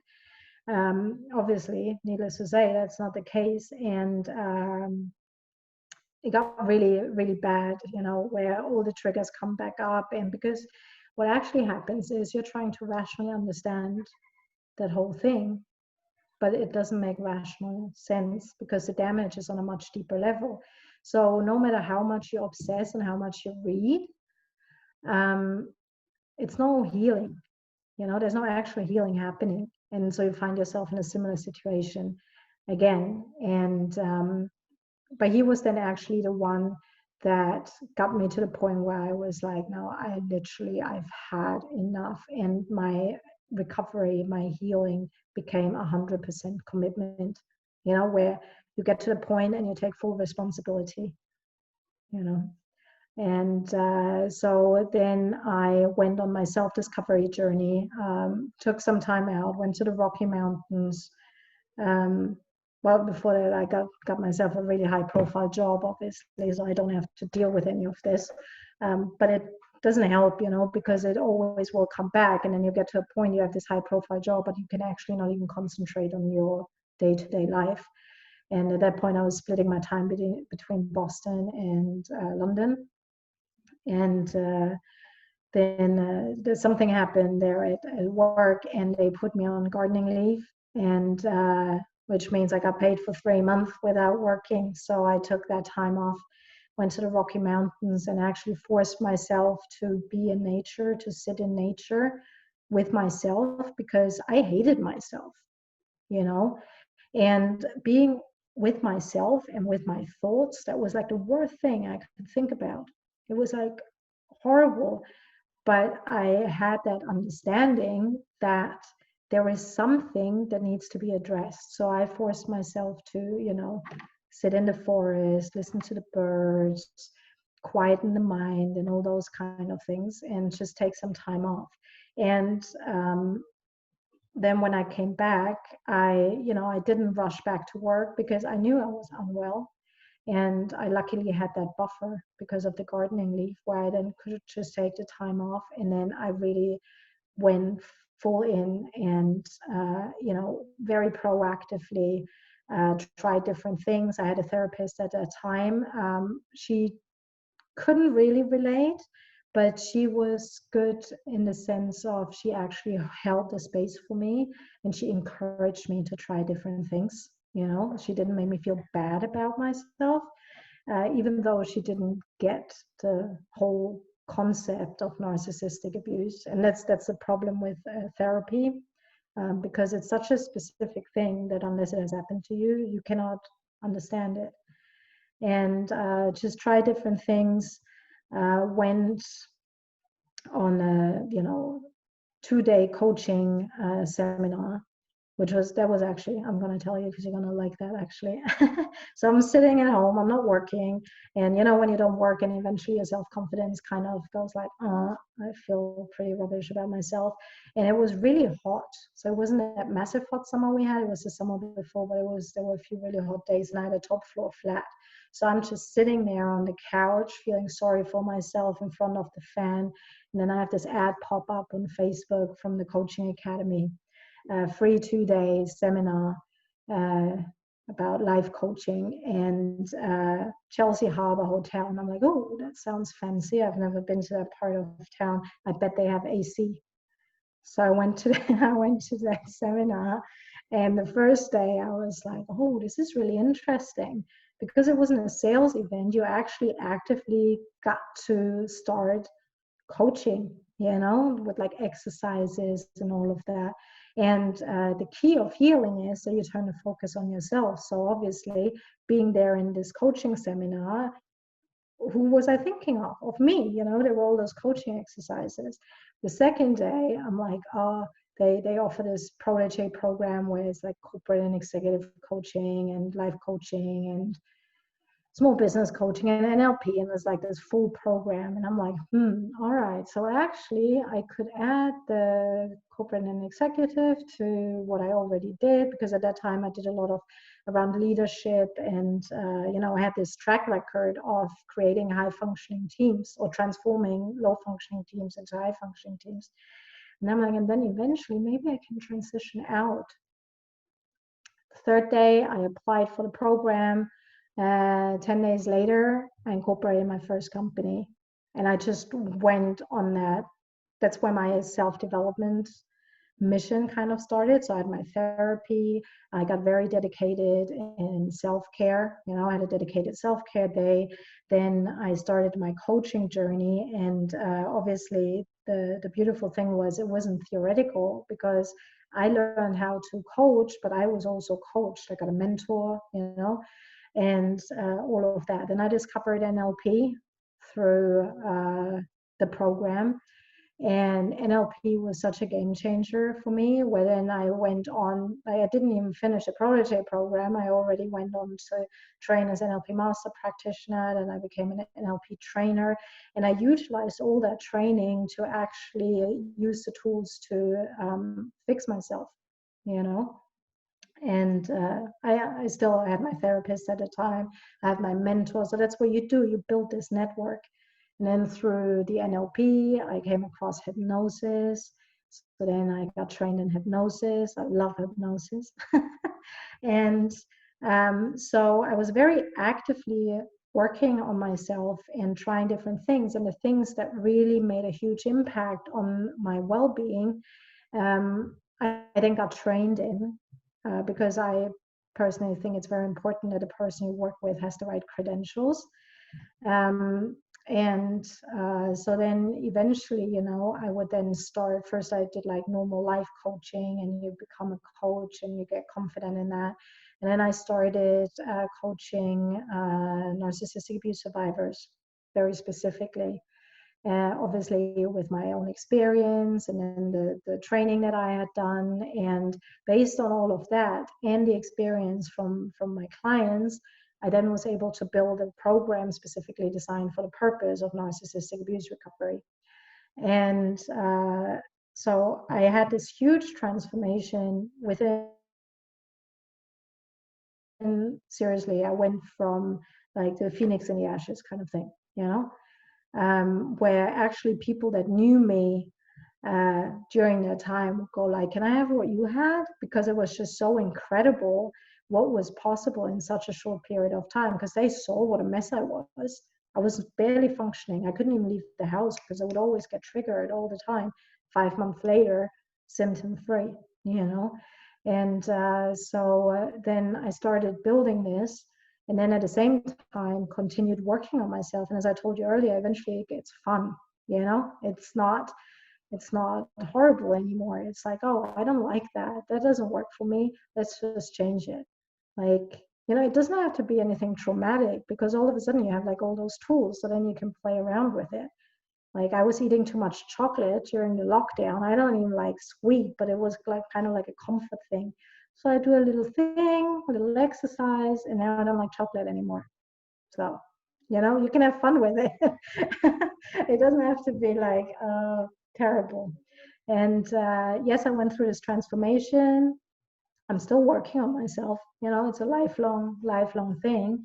And then in the meantime, I was able to build a solid program that actually helps people that had something like that happen to them, because you're so lost, you're so alone, nobody understands you, you're struggling with severe mental health challenges, which basically kind of put you on a blacklist, right? You're written off now for the rest of your life. And I'm basically working on removing those labels and helping those women to get back on their feet, to become symptom free. At the same time, I'm very actively working on getting my work out there in the professional context. So I give talks not only for abuse survivors, but also in front of my peers, like fellow therapists, and just to introduce them to the work, because it's so common. And if you are in the therapeutic field and you deal with trauma, it's very likely that somebody walks into your office who has experienced that. But because you cannot relate, you don't necessarily get the results, but you can actually easily get the results if you know what you need to do. So I'm kind of like, I have like those two avenues that I'm working on now, where it's about helping the survivors, but also challenge the way we treat mental health, how we look at it, and actually, encourage that shift in, awareness, what's actually possible. Well, it's amazing how you've gone through this journey. And do you find, well, first of all, I'd say, how's your ego, if you don't mind me asking? My ego? Mm. It's all right, I think. No, I was curious because some people, some people are very conscious of it, and because that's what I was going to ask. Really, was how common is narcissism? It's very common. It's about 1 in 5. Okay. So, but the thing is, we also have to keep in mind, because you asked about the ego, we all need a healthy form of narcissism in us. We have to have a healthy self-perception. We have to have self-confidence to be able to achieve what we want to achieve. But then obviously it can tip into unhealthy. That makes sense. So there is, because that's what I was trying to work out, is saying, is there an element of narcissism in everyone, but is there a good or is there a healthy level of it? Yeah, there is a healthy level of it. And if you think about, narcissism is, narcissism personality disorder is like a spectrum. You have people that have some tendencies, you have the narcissist, you have the psychopath on the whole other end of the spectrum. It's all the same personality disorder, just to a different extent. And then you have the empath on the other side, who has absolutely zero narcissistic tendencies, and that's absolutely unhealthy as well, because if you don't have a healthy self image, self-respect, belief in yourself, then of course you're going to put it in other people's hands. So there has to be a balance. And because it did ask about my ego, one thing I find very difficult in all of this, because obviously I'm on this mission and I do podcasts, I do the public speaking, I have my social media following and everything. That's actually something I find very difficult, the whole social media part, where I go like, well, I am in narcissistic abuse recovery, but then I have to post fucking selfies of myself every day because that's what gets the engagement. That's actually something I'm working on right now, because if I want to turn my program into an online program, so there has to be a lot of online marketing, and obviously it's how we raise awareness, how we put ourselves out there. And so that's something I am working on for myself, to become more comfortable with that, because unfortunately that's just how things work nowadays, right? Sure. But then, having said that, when I won my award for my program, I mean, I felt pretty damn good about myself. When I see that photo, I'm like, I mean, obviously, but I that's all saw that. right, I think. That was And last year you won that award, right? yeah, That's last year, and excellent. I'm up for another award finalist for NLP in healthcare, actually, for the contribution my work makes towards mental health improvement for abuse survivors.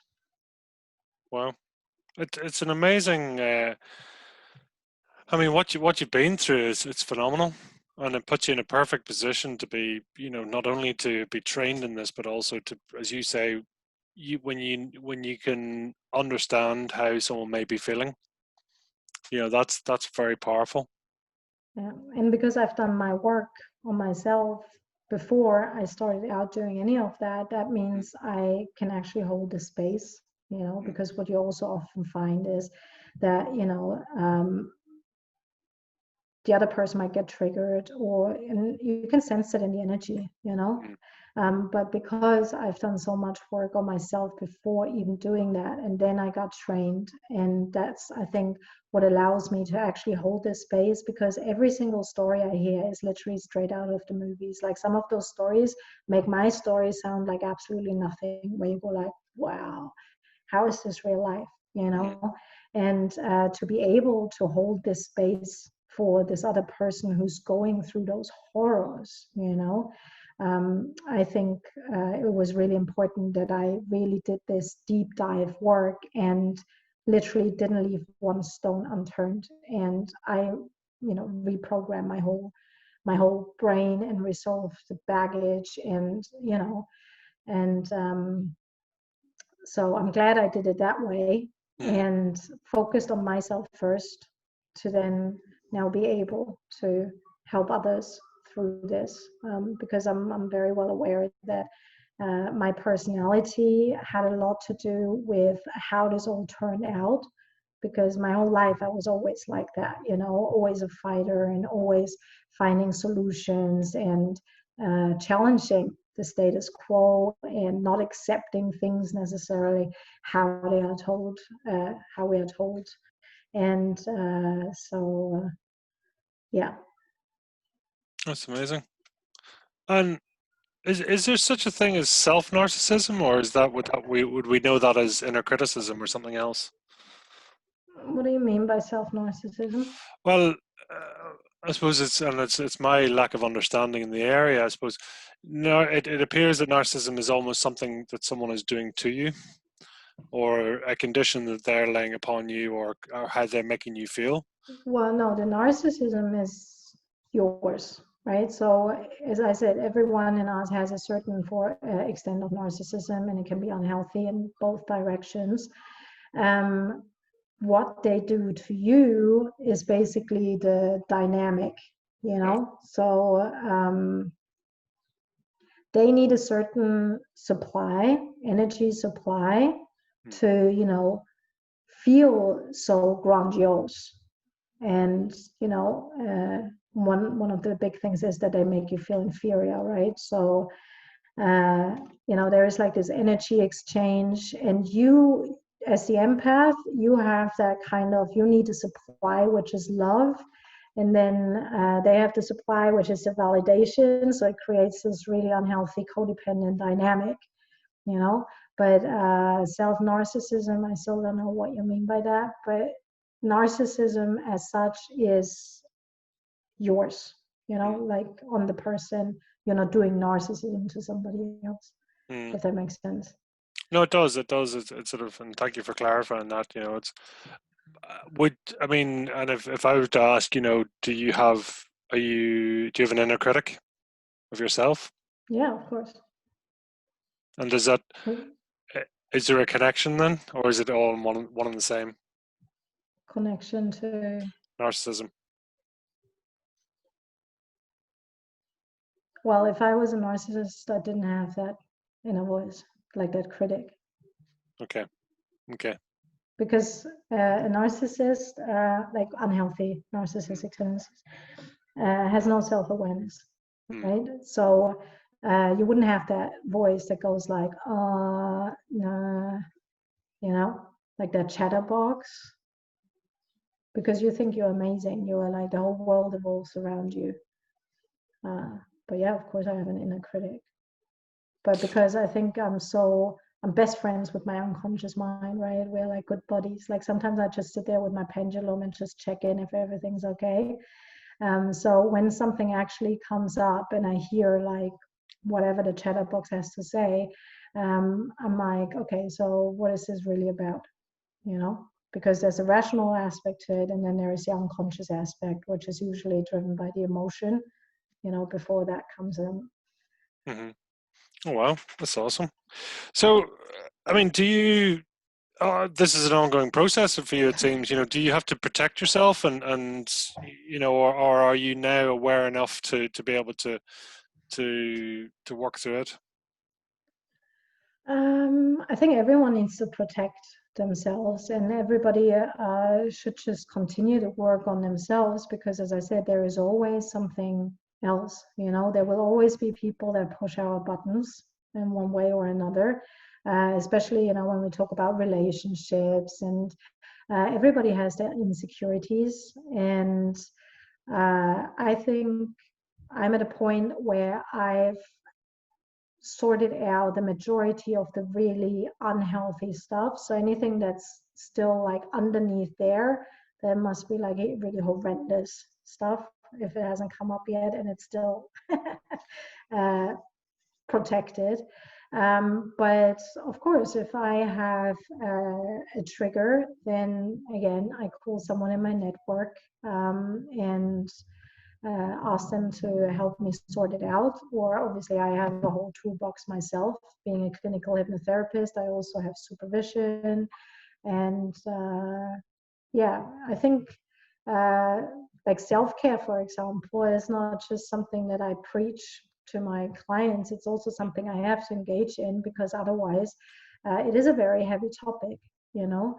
And if I don't protect myself, if I don't look after my own mental health, if I don't take the time out when I need time out, working with all this trauma, working on social media all the time, um, obviously I wouldn't be able to do the work that I do to that extent, because I would constantly also feel anxious or be on edge. Mm. So yes, I have to have my own strategies in place to protect myself. So, are you involved in accountancy at all now, or are you away from that completely? No, I still do some startup consulting. So when, you know, a startup grows exponentially and all of a sudden an Excel spreadsheet isn't enough, then I come in and build them a finance function, put the processes in place, um, and liaise with the external accountants, hire the right person, that kind of thing. And I actually enjoy it very much, because it's when I can, you know, when I can just be. I don't have to hold the space for somebody. I don't have to Mm. be 100% aware of my language. You know, I can just sit there. You give me a problem and I sort it out. And for me, it's like resting my brain, you know. And people always look weird at me when what are you doing today? I'm doing finance today. I have to rest my brain.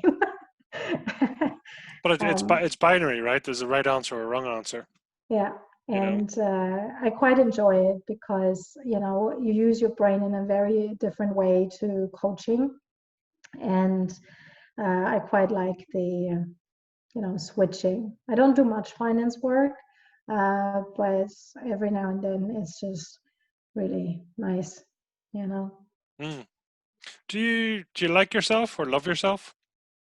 I love myself. I like to take myself on a date every now and then. Usually great things happen when I take myself on a date. And I mean, as you said, the inner critic, of course, is there. Do I have bad days where I look in the mirror and just focus on my wobbly bits? You know, of course. Mm. But in general, nowadays, when I look in the mirror, you know, I quite like the person who looks back at me. Mm. Oh, awesome. Sometimes have conversations, you know, because you can actually do great things with a mirror, because your eyes is your door, right, to your soul. And sometimes, I know it sounds weird and you can think I'm a weirdo, but it actually works. Sometimes I just stand there and I just, check in with myself and, or even if that voice comes on when you stand in front of the mirror, maybe today you don't actually like what you're seeing, really? Now what's this about? And I actually have those conversations, And I think it's really important that we have a healthy relationship with ourselves. And I think the more healing you do, the more in tune you become with yourself, and you start listening when something is wrong without having a judgment. You just go like, oh, okay, so let's see what we can do. And then you kind of, become this whole person rather than having one part that wants that and one part that, and then there is another part that's causing some turmoil, and you just become content and in yourself. Out of interest, would you classify yourself as an intuitive person? Yeah. And is that heightened senses? Is that is that just through your experiences, or do you think that's come from earlier in life? I think I've always been quite intuitive. That's how I've been able to create my life, just listening to your instincts, listening to your gut. I'm known for being able to make the impossible happen. And I think intuition has a lot to do with it, because oftentimes you don't know the answer just yet, or you don't know how to get there. However, there might be something happening that feels right, and then you just go with that, And that's how I ended up in Hastings. I didn't know anyone here. I didn't know anything. It's just, I met someone in the pub who mentioned Hastings, and I'm like, oh, check it out. And then it felt right. So I just did it. And it was amazing. I'm so glad I'm down here and not in London anymore right now. But I think I've naturally always been very intuitive. What happened, however, throughout all those abusive relationships is that you lose your connection with your intuition, because you feel like you can't trust yourself anymore, because you've overwritten it so many times. Because when you start out on that relationship, your intuition kicks in always. Like every single person tells me, I knew right from the start. But what you do is you override it over and over and over again until you actually are disconnected. So that's also part of the healing, where you start learning to trust your intuition again. Makes sense. Just out of curiosity, and I'm not chasing up on your religion, but would you call yourself spiritual? I'm spiritual. Yeah. The thing with trauma is it's literally where science and spirituality meets, because the damage is on such a deep level that you cannot rationally explain it away. You actually have to dig in. And that's why I said what happened when my awareness just expanded, I am spiritual. I'm also scientific. So, but it's not mutually exclusive. What I don't like is this pseudo spirituality, which is currently so trendy, when you have a lot of people that call themselves spiritual, they do their yoga, they do their whatever practices they have, but actually they are not doing the healing, So meditation is good, it's very useful. However, if you want to heal, you have to dig deeper than that, and but it's each to their own. And there are scary things buried in all of us, and it takes courage to dig them out. But I cannot recommend it enough, because it's the most liberating thing you can ever do in your life. And what will happen with your life is that you can't even imagine it before, like when I look at my life now compared to how it was 3 years ago, couldn't be any more different, because all of a sudden it's not what I thought it should be. It is actually in line with who I am and what's important to me. And, so. You have a great energy about you. I must say, you can just tell you appear to be very grounded. Thank you. I am. Yeah.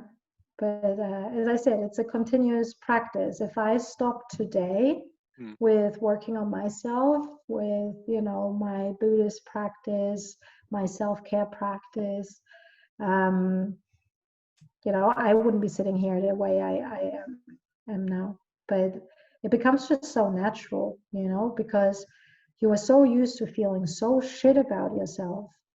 And then you get used to feeling really good about yourself, not in a narcissistic way, in a healthy way, where, of course, life still applies, shit still happens. However, now you have the tools, and that's where the resilience comes back in that you asked earlier, because if you have a healthy brain structure, your resilience, it goes hand in hand. And self-care builds resilience. You do your healing work, it builds resilience. So everything that life throws at you now all of a sudden isn't a disaster anymore, even if it's something really bad, and before it might have knocked you out for like a year going into a big black hole. Whereas now, well, you maybe have like 2 days or something, and then you go like, all right, let's get the toolbox out, That's pretty amazing. Bit of a change of pace. First tattoo and favorite tattoo. First tattoo doesn't exist anymore. Okay, so it wasn't your favorite. Okay. No, it was a Chinese symbol, which apparently I was 14. We were on holidays in Hungary, and nobody was tattooed at that time, and because it was apparently a Chinese R, and my dad thought Ronia is my name, might as well. No, he didn't like it. He was like, I hope it really hurts. But I thought it would be pretty badass to come home with a tattoo. I remember being in PE and having like my sleeve rolled up both sides because I had like this tiny little Chinese symbol there. Anyway, it's covered up by now, and obviously there is no Chinese R, but that's how they sold it. And favorite tattoo, I have so many. I've actually documented my whole journey in tattoos. So every time I reached a significant milestone, I turn it into a tattoo. So I have this angel, which obviously is me. And so that angel has gone through her journey. So I have several angel tattoos, which started out with a fallen angel, fittingly. Fallen angel on Hollywood Boulevard, which is on my ribs, actually, because I needed something that hurt more than my heart, which didn't work. Had a 5-hour session, 6-hour session, didn't feel a thing. That's how intense the pain was I was in when I was going through that, And then I turned into a hanged angel, like the hanged man in the tarot.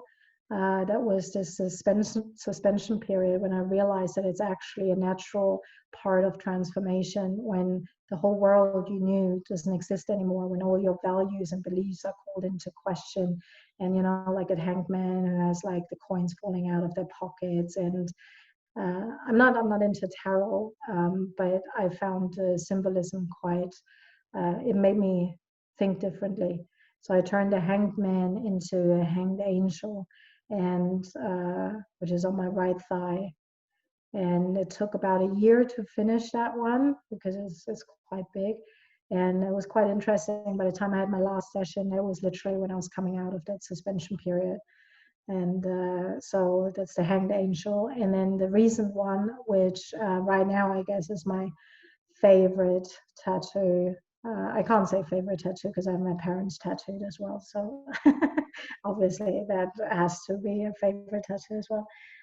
It's the Queen of Cups, but as an angel. And the Queen of Cups is, you know, a strong woman who's very much in tune with her emotions and spiritual, but very grounded. And um, she sits on her throne at a pebbled beach. And I just moved to Hastings, so I'm like, well, come on. Because obviously it's a pebbled beach here. So I turned the Queen of Cups into an angel. And that's basically the current state. And obviously, I don't know what's going to happen after, but this one is in progress right now. It's a bit delayed because of Corona, because I cannot travel. My tattoo is in Amsterdam. But I think right now that's my favorite one, because I feel connected with this one. You know, it really symbolizes the state I'm at right now. That's awesome. Thanks for sharing that. Earlier you mentioned sort of past lives. Mm. Is that something, do you know, or? I haven't explored it. My brain is too scientific for that. However, I don't say it doesn't exist. And I'm very well aware of cell memory, because obviously I've done my own cell memory releases. I've also explored a little bit more about memories that you have that may not be yours, you know, or things that happen in the pregnancy that you then, trauma that you carry forward, and certain conditionings that are just wired into you, regardless of whether this has happened to you in your life, or, you know, if that was passed on. So, I mean, that's not much different to past lives, really, you know, generational.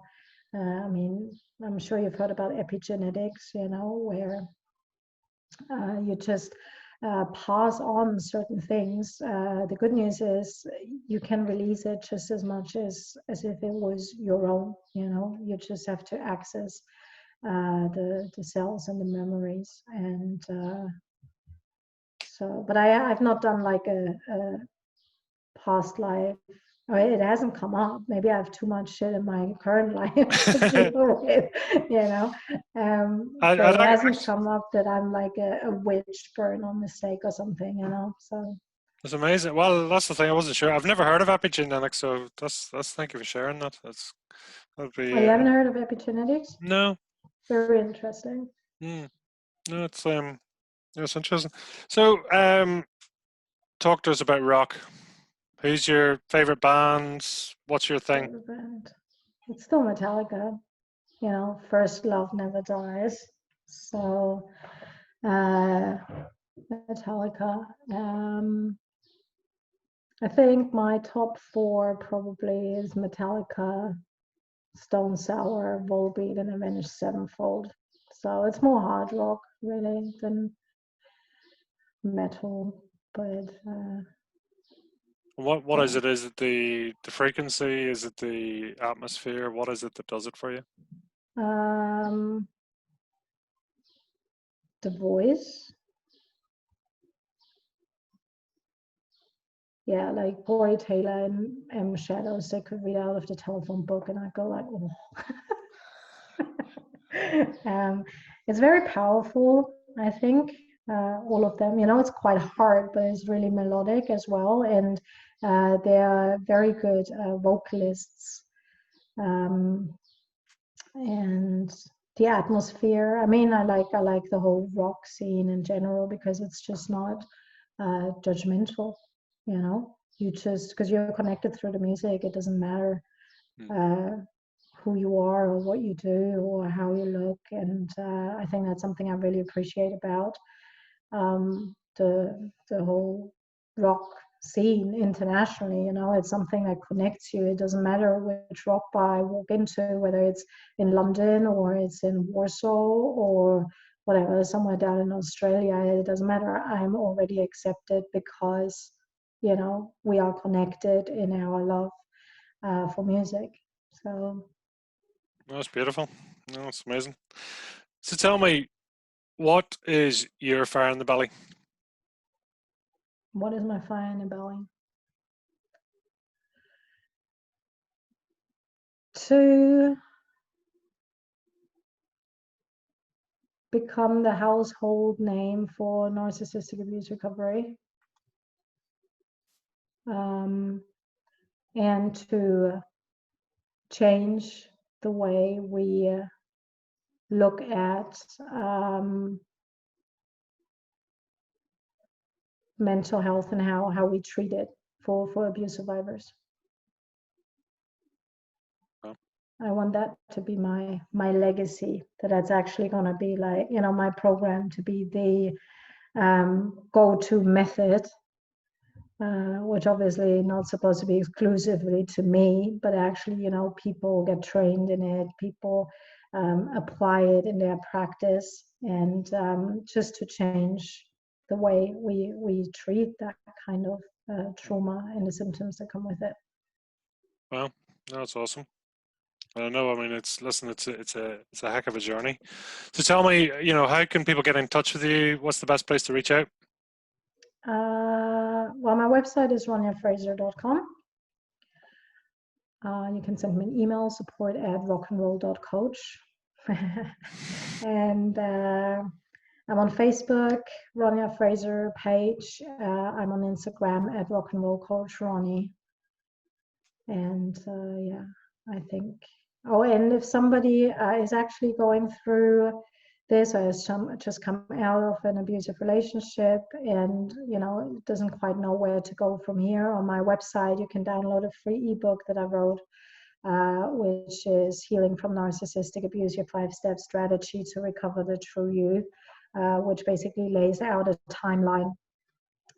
So you have a framework to hold on to while you're going through your recovery, and it also will give you some strategic advice on how to navigate from where you are, wherever it is you are on your journey, to come out the other side. So you can download that for free on roniafraser.com. Oh wow, that's an amazing resource. Thank you for sharing that. And yeah, I mean, listen, I think, you know, well, I know people will hear your journey, and that's going to give them, you know, hope and give them actually answers, which is great, you know, and knowing that someone's there to help them. So yeah, thank you for being you, and keep doing it. Thank you. So listen, look forward to hearing from you in future again, Roni. And yeah, thanks again for coming on to Fire in the Belly. I appreciate it. Thank you so much for having me.